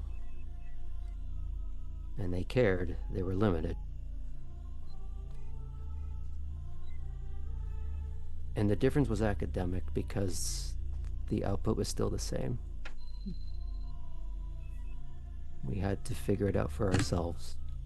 We had to take care of ourselves and the ones next to us. We can't look to the sky for answers no matter how dazzlingly beautiful it is. We have to provide our own. Thrennian nods. As centuries pass, you start to take certain things for granted. Seeing them again through fresh eyes. It's an important perspective. None of the Orphics were ever meant to be gods. That's why some of us rejected the titles completely.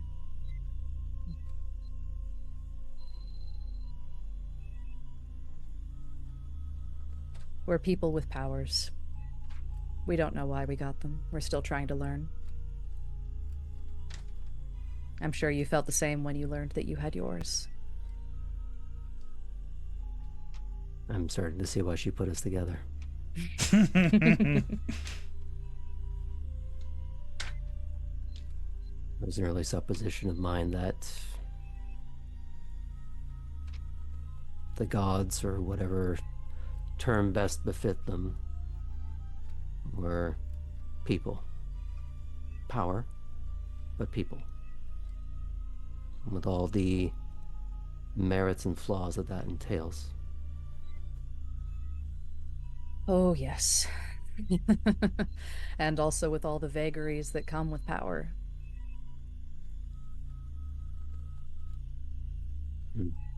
Well, I should take a moment to thank you not only for this opportunity, but for putting your power to work when you did. I've been waiting for the chance to do just that.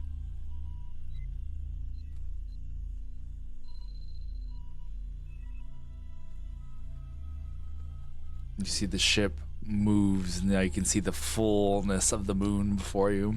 It's still a few minutes away, but you're now on course.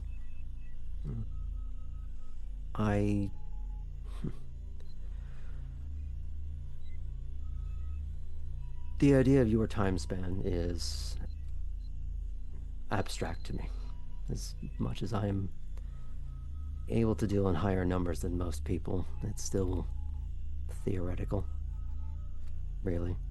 But I can't even begin to comprehend what you saw, what you dealt with, from where you came from, and then the horrors that followed here. It's always abstract until you live it. You learn as much as you can, prepare for the worst, hope for the best. Believe it or not, that went far better than I feared it might. And how much have you? That's probably too long of a conversation. The answer I'd like to give to that is not as much as I'd like, but more than most. I'd love to learn how you finally found out about Bahiri.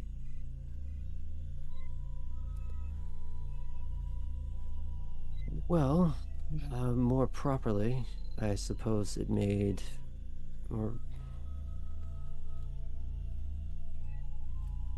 we'd always had inklings in our histories and stories, myths about the world before. What it was, what it wasn't, and all the fairy tales in between. Part of my studies was trying to peel back those layers and find some truth, or at least something functional within it, to hopefully pass on to the generation after me who will continue that work. That's how it's meant to be. But in terms of a little bit more of a naked truth, obviously Ares, Hecate broached some of it, but as I understand it, with certain enforced limitations on them. On the ones that stayed here, yes. Or there, rather. Looking So over there's there. a delineation between the two groups, and more than just location. The Watchers have always been witnesses. And I made sure that we would remain so. That meant keeping certain separation. But that also meant that I could watch the sky. And try to prepare for whatever might come. Imagine my embarrassment when I'm caught by surprise once again. If it's any consolation, I did develop my own way of sensing something, but it's not exactly foolproof. Well, that's what research and testing are for. Although that's less so my purview, more Briar's. Briar. My daughter. Good for you. When Bahiri fell, the only thing that mattered to me was getting her out safely. And she was the first one to arrive at this base. Right, yes. I had, okay, several follow-ups. We went to the Atlas engine, or an Atlas engine. Really? You found one? Okay, so I was right. There are multiple. We found some astro navigation projection. A few systems, Gaia. A lot of question marks, blank spots, placeholders, I suppose. Wiped in the... Yeah. Wiped or simply not updated in so long. But there was one oddity, I guess you can answer for me. There was no moon in that projection. There was a... I think the word we were using was asteroid. And... well, the two images don't exactly match. No. No, before the fall, there wasn't one. But there was in the Feywild. Back where we originally came from. And when Briar was growing up, I would tell her about it, that and everything else I could remember. And it seems she took it to heart. Because when it seemed like everything else was gone, she tried to bring back a memory here. And if you follow Threnian's eyes looking at the approaching moon, you might notice in the shape of the craters a shape that to the untrained eye might seem like mere coincidence, but with this additional context, you might recognize it as being intentional. The shape of a rabbit in the moon. I'm glad it didn't have to be a memorial. I was quite certain she was quite certain it would be. And it was a good surprise when I got home. To the new home. I'm happy there was some amount of positivity that came out of that. It took a while to see it as that. But past any rebuilding, then you get to establish something new from the ashes. The Watchers are different now than they were then, but I like to think that, well, I'm in charge of the reporting now. We keep good documents. Oh, so there's a archive of some sort. An archive, laboratory. Breyer insisted on 3 different wings. I insisted on airlocked security between all of them. Training barracks, observatory. It's grown considerably. You see him kind of go through stages of bewilderment, appreciation, and something far softer. And combined with the what's the right word for this? Not healing, but just the lack of stress on his body from the lack of gravity now. It's just, there's a few moments of he's very happy to the point where he's also crying a little bit. It's both a little bit of just fascination, overjoyed with the prospect that there's just so much more. But some amount of lamenting behind it as well. It is a sentiment that Threnian is familiar with, but it's sort of a tacit. She sits in that feeling with you, but doesn't necessarily call attention to it or indicate further. But there's a sense of quiet camaraderie and warmth that comes from what appears to be a very, very stoic, lifelong military person who just so happens to have bunny ears. To that note, I would say you have seen a lot of the different races that are on Earth. You have not seen anyone that looks like Threnian before. Granted, you've only lived in the Mediterranean, basically, but you know. Yeah, I don't want to go selection bias over here. No, but you have seen, of the very many that you have seen, this would be the first, to that degree. Had there been any writings describing entities like Threnian? Mm-mm. Okay. I'm trying to think. There has never been any discussion of a Fae or Fae creatures, because we met some. We met some. But the concept of the Fae Wild was never brought up as far as I know. Mm-mm.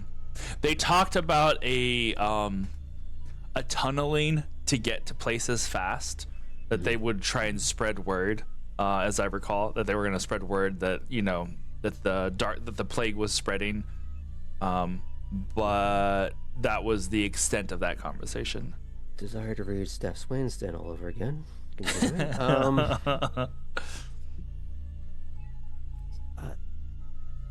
Forgive me. You mentioned Fae Wild. I'm not entirely familiar with it.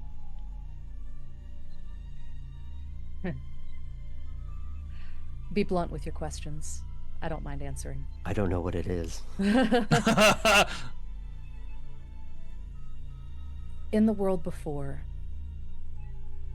there were multiple planes that sat next to each other.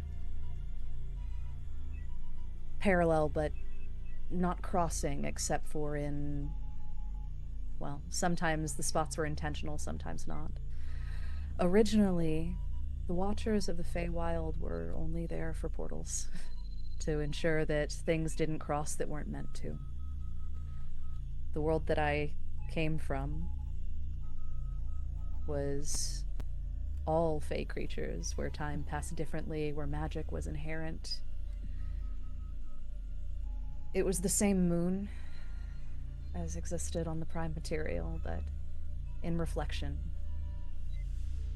Some thought that we were a mirror, but it was more than that. Those realms began to collapse with Beldura. So the first evacuation was from the Feywild to the prime material.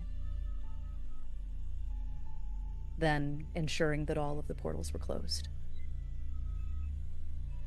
Then the second evacuation from the prime material out of that universe to this. And mind you, we were all mortal then. You see that he's been rather easily following along, even when you're describing sort of the multi-dimensionality to a single universe. Mm-hmm. How they touch in places. It seems like, right, yes. It's very matter of fact. Mm-hmm. There are a few parts that lose him, like prime material. Like it's more a case of terminology. Mm-hmm. It seems to lose him just a little bit, but he's ascribing meaning from context. Mm-hmm.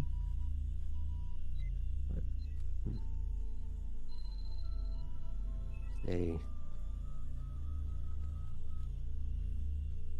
never ending cascade of failures after failure. I don't mean of you or your people, just of situations. They were mine too.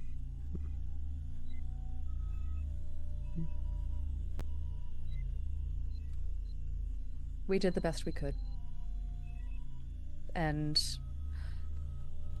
we all chose different ways to proceed in the after. For my part, it was trying to make sure it could never happen again, watching diligently, looking for all the threats that might come from out there.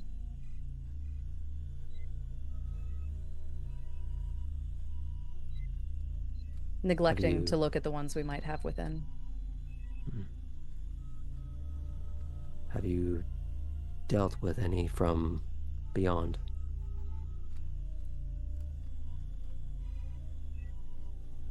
Before the fall of Bahiri, there was one who came to visit. But there was no malice from him. Just curiosity. And he was one of the first casualties when Beldura reawakened. Or at least the fragment that was brought here. That some of the Orphics thought they could control. And here you can see there is a bit of a 1,000-yard stare, and this is an old, bitter wound of... This is a person who has had hundreds of years to think about what she could have done differently. And wondering if it might have caused a different conclusion, but probably not seeing very many different ways it could have gone. You would see a person who probably has quite a few gears working, wanting to phrase a question, but the main gear that is spinning is telling him, I haven't earned the right to ask the question or to hear the answer yet. Be blunt.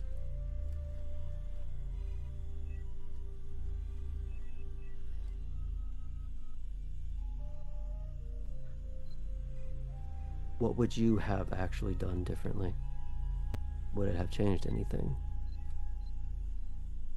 Or would that simple change have ruined what little remained?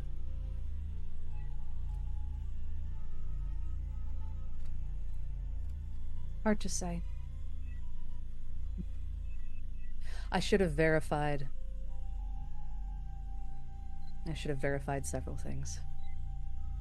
But I was not the commander of the Watchers then. We couldn't turn the visitor over.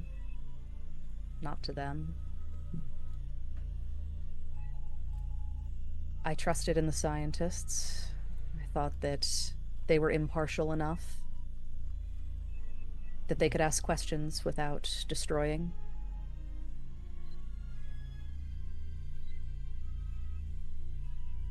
But I didn't know them well enough. And I underestimated the hubris. Well, I should hope if my curiosity overrides my sense that someone with a steadier hand is next to me.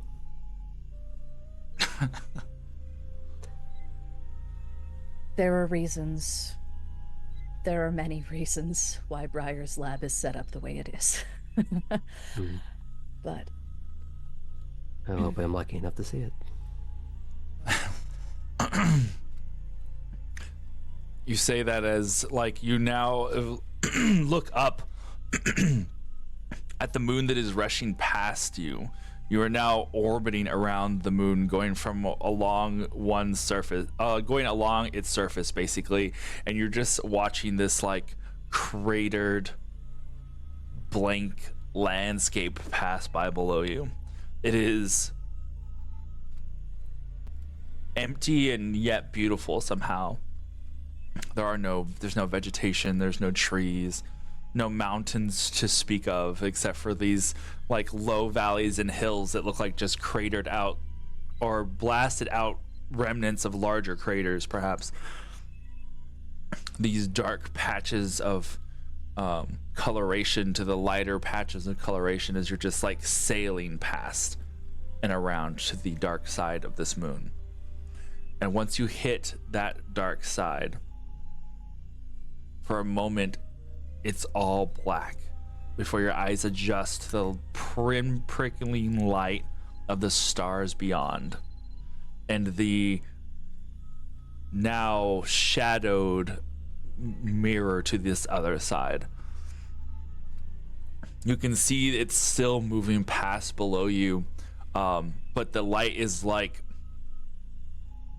I guess in one sense, it is like looking at the landscape around you at night during a moon, during a full moon. Like you can see, but it's not well, but it's still lit. And this light doesn't come from the sun. It doesn't come from the moon. This comes from the brilliance of the stars beyond. For now that you are in this dark side of the moon, you're eclipsed from all light on the other side, and all you get to see is starlight and the expansive, awe-inspiring galaxy beyond, with the colors and the spread of that oh my god, there's a term for the galaxy's like shape, but that the Milky Way you're thinking of. Yeah. But that expanse that covers like a ribbon, while you can see it on Earth, seeing it from this perspective with no atmosphere in the way, and no light pollution except from the light of it itself is incredible. And then you feel the ship start to descend as it gets closer to this dark side of the moon.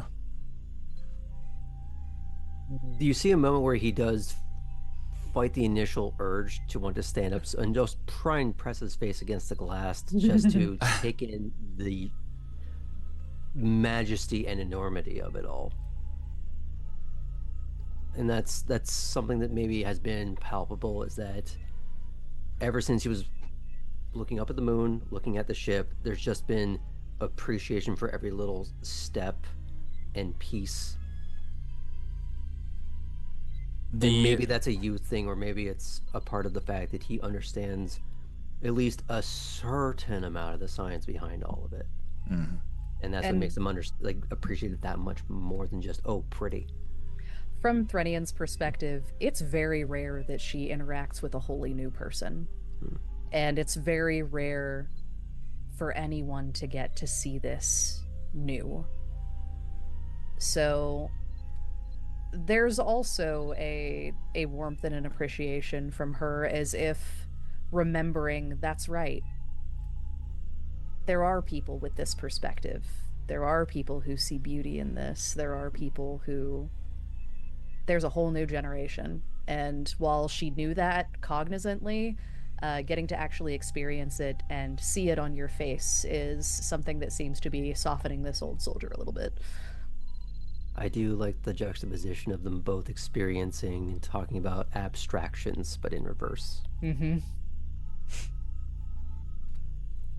The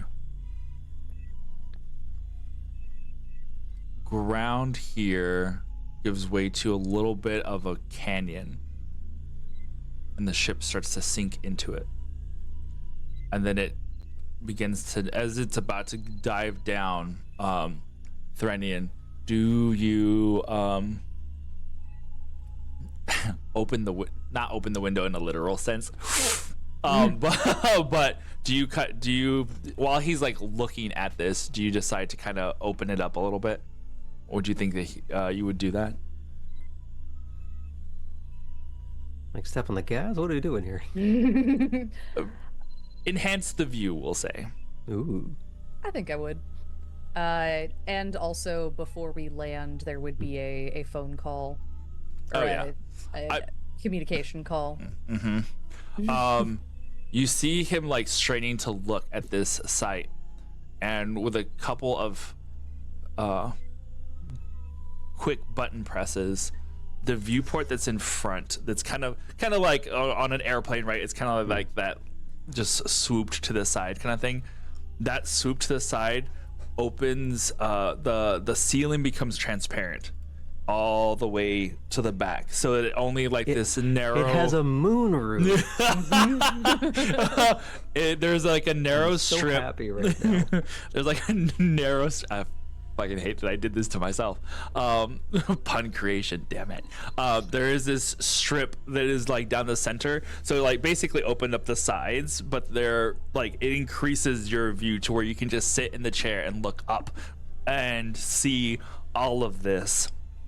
As He's just like hand over face, just in this delighted awe.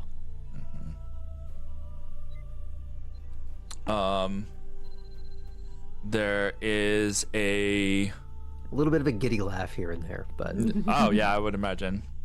There is a little beep that comes from the console.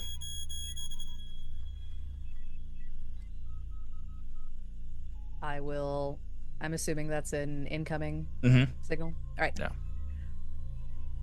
I feel like I know who's calling. Cool. I pick up the phone. Hey, Cottontail. Hello, Den Mother. Making it back so soon. It went a lot smoother than I thought it would. That's good to hear. Although, not from what I have heard so far from my sources on the ground, but I'm interested to hear that that went smooth.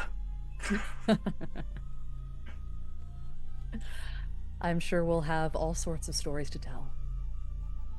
And, we have a visitor. A visitor? Someone I know?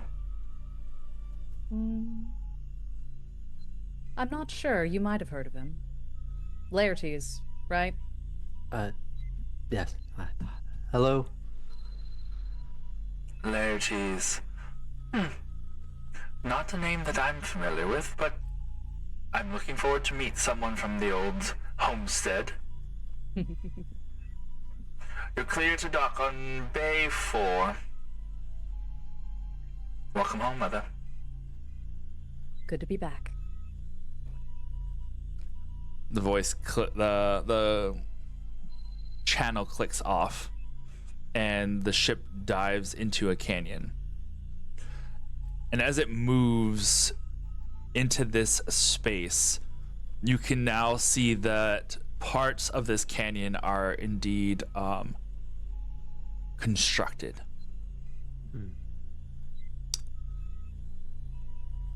You see that there is not necessarily a gouge in this earth, in this spot in the moon, but there is in this canyon a base built into it so that it's nestled in like sounds creepy as hell, like an eye that is placed within an eyelid sort of thing. So that you've got this canyon and then the base itself is like inside of that, so that it doesn't stick out from a... It's like a notch in the like cliff face of a canyon kind of thing. Basically. But it is done in such a way that it is facing out of the canyon versus like built into the side walls sort of thing. As you move into this base, you see what looks like a cavern, a built-in cavern that kind of digs further into the depths of the moon. And here we get to go a little more sci-fi, as you see various hangar bays that are up on the sides, and you can see them in ancient Bahiran, clearly legible. It's basically like, you know, dock 1, dock 2, dock 3, but you're looking at script that you've only seen in like etchings and badly copied and like it's almost like hieroglyphics basically. Like you're looking at what you carved in stone, and you're looking here, it is fresh, new painted, everything looks new. And you've seen now like the Atlas ruins, and you've seen them in their ruined state of having seen erosion and growth of earth. This is prime and pristine. You can see the little lights of windows and portholes, hallways that run along the length of this underground docking bay area, with the various little nooks and crannies where you can see other similar shaped Orphic vessels, some of them the same size, some of them much larger. But they're just nicely tucked and cozy in their respective hangars. The ship moves into position. The sails fold down as you come into the Moon Priory, the Watcher headquarters.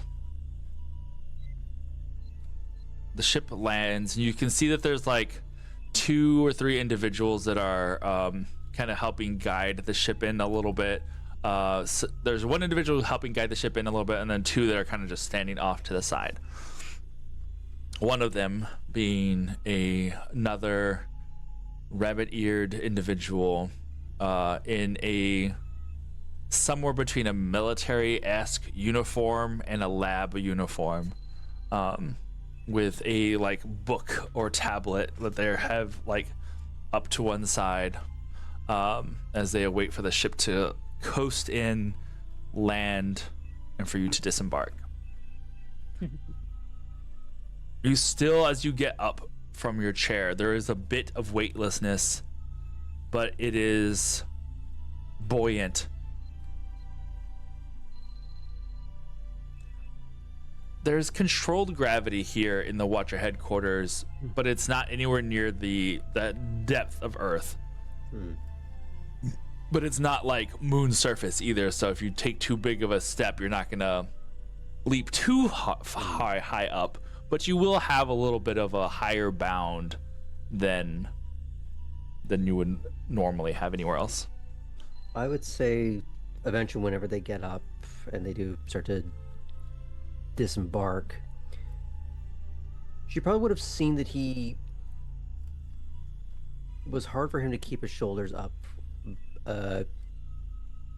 back down on Earth, that it was an effort, that he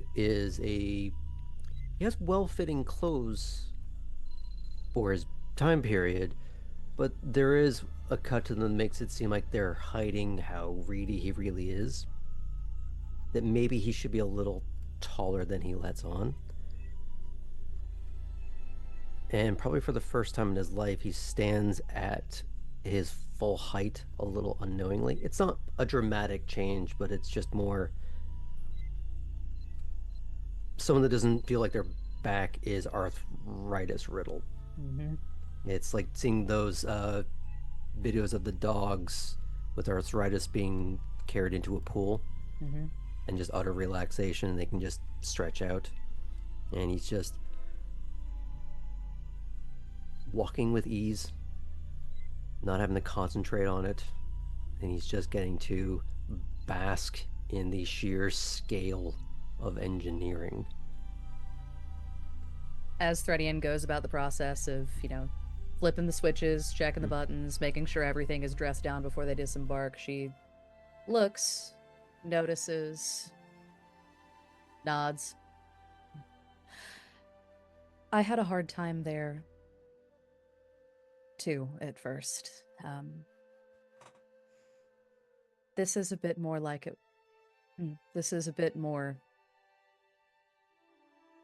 as it was where I originally came from.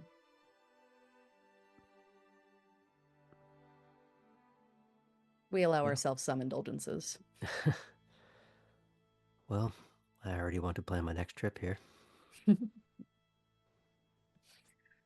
Well, time's a wasting then. Indeed. And I will make my way through. Door opens.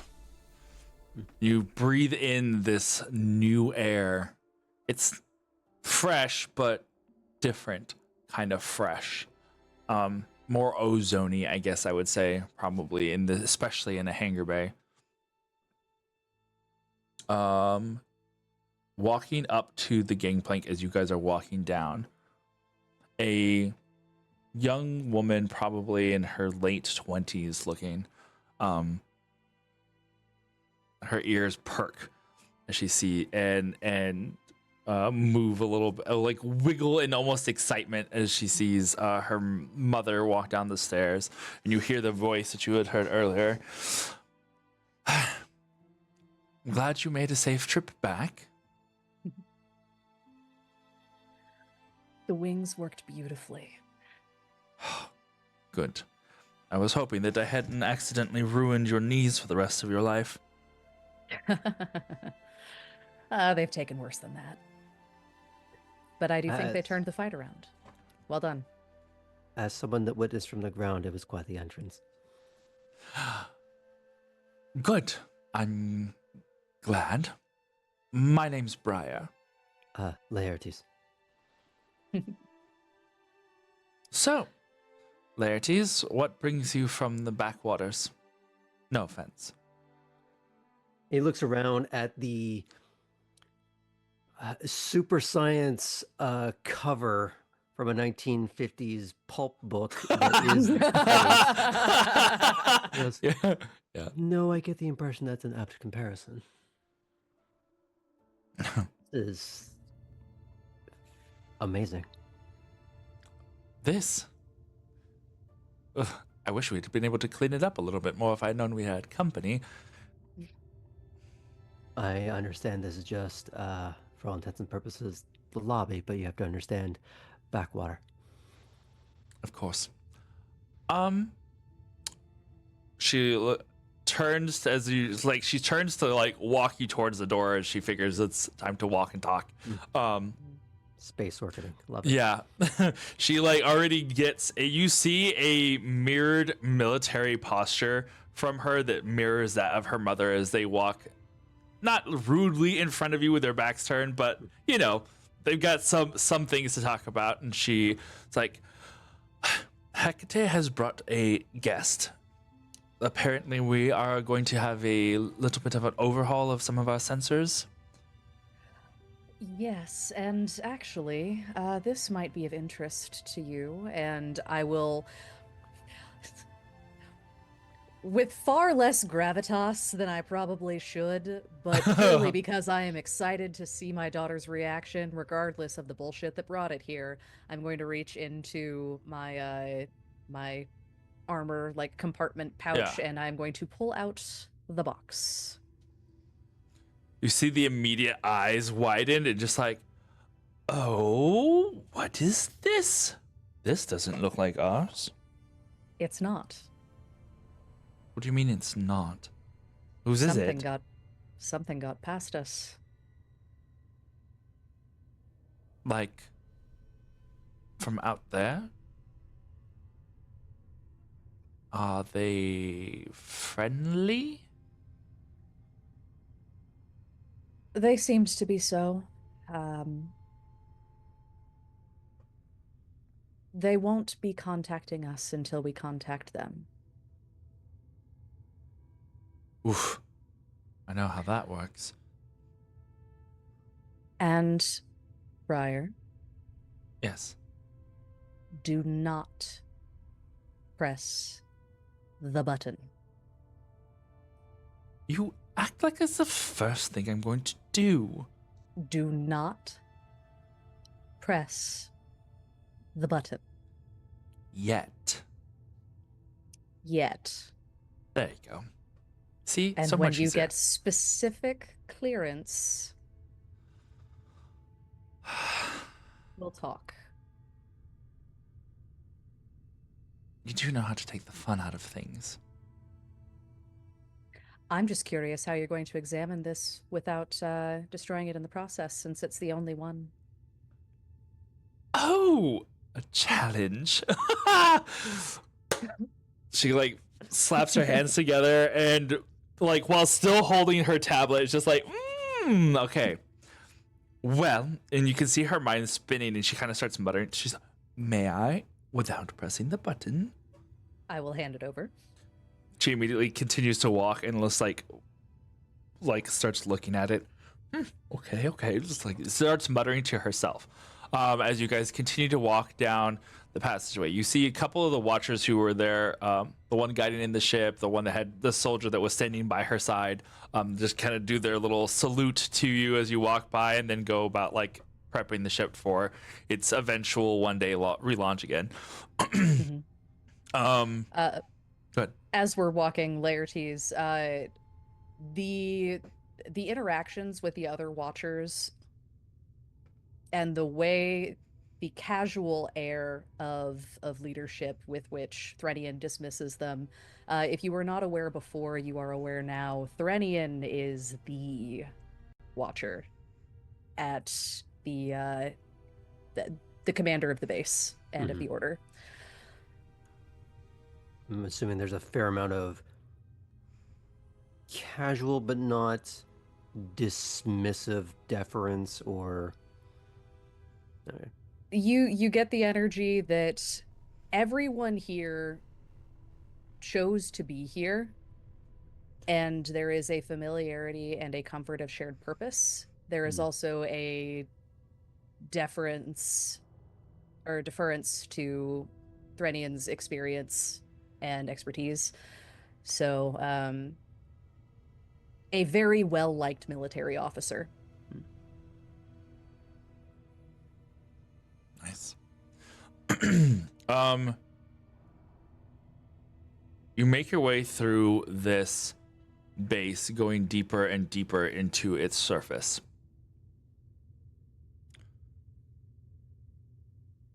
You pass a few windows until you get to another section. Now the windows seem to be on the opposite side. Here, there's a sudden sense of inversion. As you had come into a crevice in the on the surface of the moon, into a base that was set inside that crevice, but now you see that you are on the inside of the moon at a base that continues up into a large cavernous space, a pocket within the inside of the moon itself. Yeah, I feel like of all the characters in the entire campaign, he'd glom onto that shift in gravity and spatial relations very quickly. Mm-hmm. Oh, that's Because fun.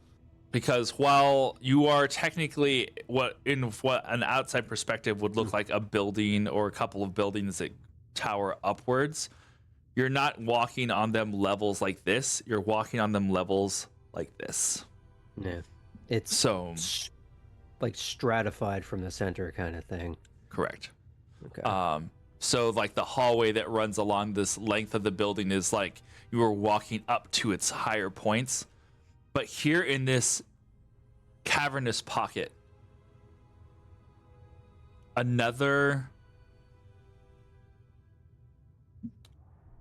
surface comes almost not necessarily pointing at each other like in this kind of direction, but you see buried into the opposing surface of this cavern a large potato-ish looking asteroid that, while I say potato, still is like crystalline. It's almost like looking at like a giant beyond number multifaceted quartz that is sticking out from the center of the inside of the moon. And you can't help but, yeah, sort of just hold the little crystal in his hand, pondering this sight. And thinking back to the image that was projected at the word is escaping me now. Not observatory. at the astronavigation, yeah. Mm-hmm. You stop for a moment and just like stare at this lit space.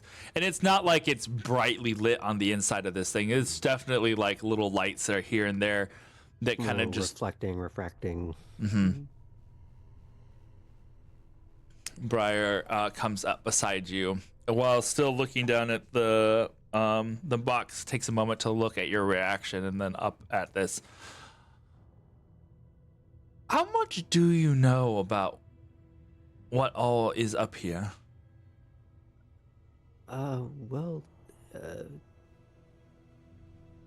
First of all, I'll start with apparently a good chunk of this was your work in some manner. She looks over at her mother very slowly. Taking all the fun out of everything. Beautiful work, by the way. But if I understand correctly, though, that was the manner by which you all arrived here. Do I have that correct, or is that the wrong assumption? Yes. Well, no, that is basically how we arrived here, yes. Some. It was before my time. But yes, that was the means in which we migrated. And hopefully the means in which we can maybe one day return. There's an intent to go back. Well, that's always been the hope for some. Is that yours?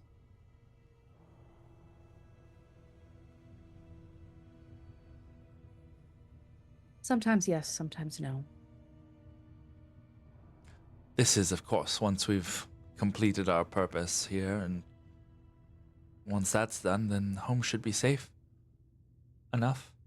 I've heard a few conflicting ideas on what the purpose is here. What is yours? He's asking Briar. My purpose? Or our purpose? Yes. Oh, I like you. She starts to walk slowly. It's not like it's kind of like just a casual walk that encourages you to stride by her side. Our purpose here as the Watchers is to await the eventual return of Baldura.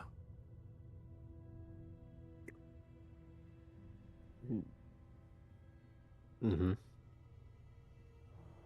The plague. I am intimately familiar at this point. What little still has survived on the surface is but the smallest fraction of a much greater threat. We know that he is hunting us for some reason, and we expect that he will eventually find his way here. Our purpose as the Watchers is to watch for that, and then warn the rest. And hopefully, if we're lucky, the rest will be ready for his return. That's putting it very, very, very simply. Is the hope then that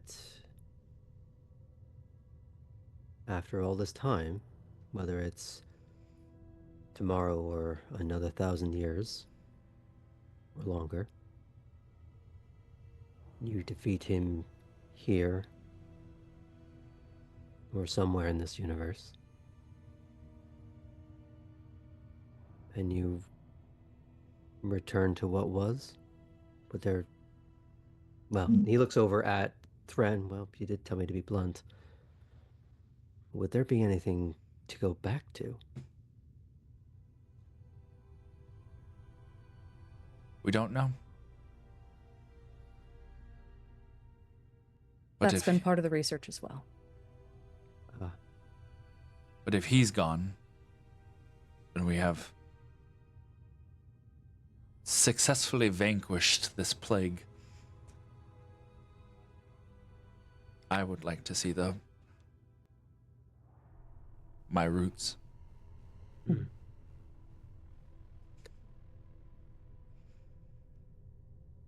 I suppose then it's been considered that when you clip a Belduran branch, all the little twigs connected to that branch seem to wither and die, or at least diminish in some capacity. How do you know that whatever presence of Beldura here isn't just a large branch? That if you defeat that, you're just returning to the tree. It's a possibility we've considered, and indeed know it's very likely. With each encounter, we've learned more about how to combat, what to avoid. Unfortunately, as it consumes, it grows too. There's a perpetual arms race. But we intend to be on the right side of it.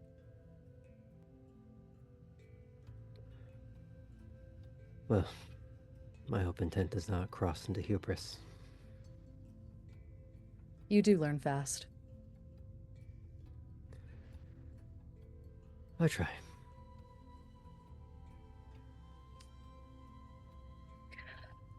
Briar is a researcher and a builder. She smiles proudly. I document, and I fight. We all have a part to play. What do you intend to be yours?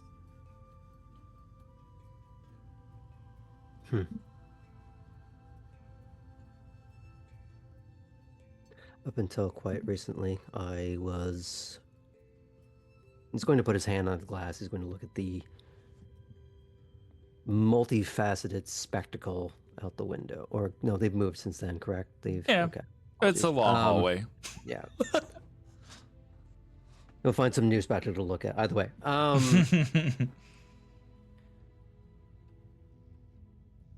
And it was more noticeable down on Earth, but there was a slight tremor to his hand.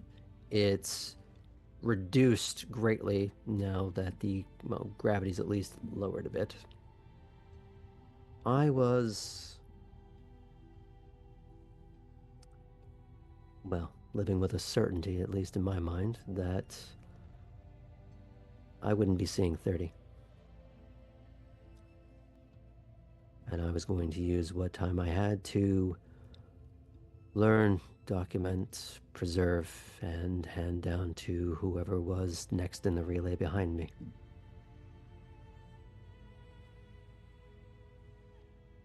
I don't know if that's ultimately changed because I've learned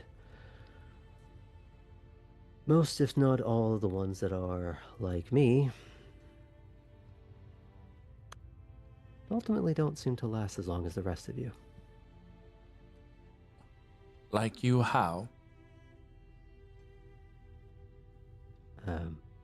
He's going to, just as a very quick demonstration, float the crystal easily. Um, And is- much like the vessel that they saw, it has more facets than it's supposed to for a 20-sided object. It's like it's multi-dimensional in its own way.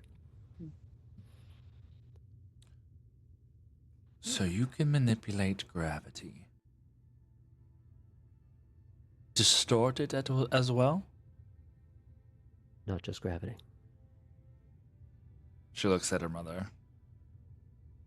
Does that face. Mhm. Interesting.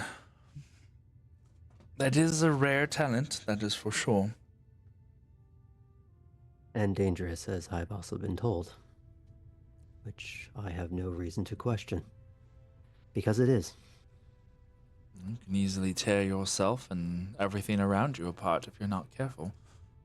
Plus, from what we've understood from how this universe works, gravity and space and time are all somewhat interconnected. Indeed. But whatever talents I have, I may not be able to fight in the same way. But there's other ways I can be vigilant.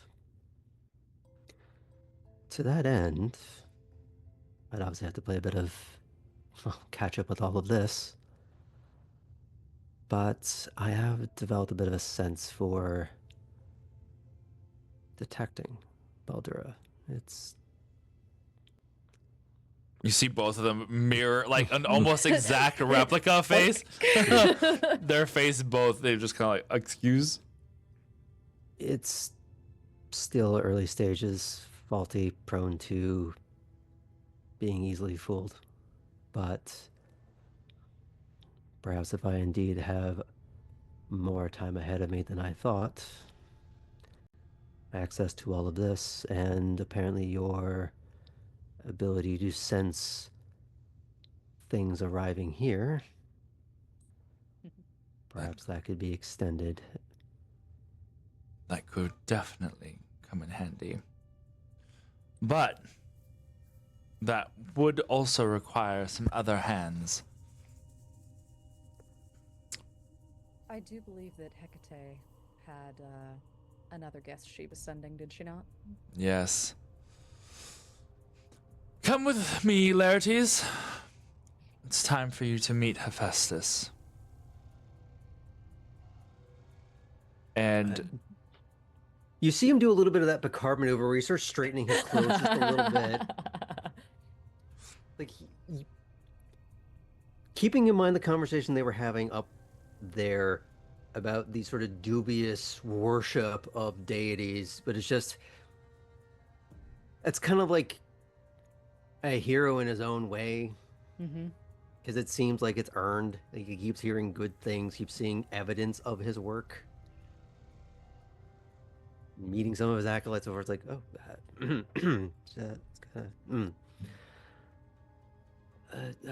please. all right, come with me. Quick prestidigitation to just make sure there's no battle soot or lunar regolith clinging in places it shouldn't be. The three of you walk down the hallway and deeper here on the Watcher headquarters below the surface of the moon.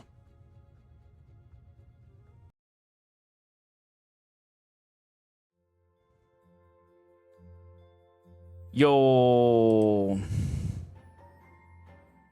Sweet. Well, lovely, lovely, lovely. Okay. So if you have any further questions, although I'm pretty sure that, there may not be any right off the top of the bat. But yeah, that was our at the moment, some of our little behind the scenes one-on-ones. We have a couple more of those one-on-ones planned for the future. So stay tuned for more details as to when those are going to air. We have some more Age of Myth stuff coming up in the relatively nearby future. We do have our Star Wars 5e campaign that we do once a month that will be coming up on next episode here in April.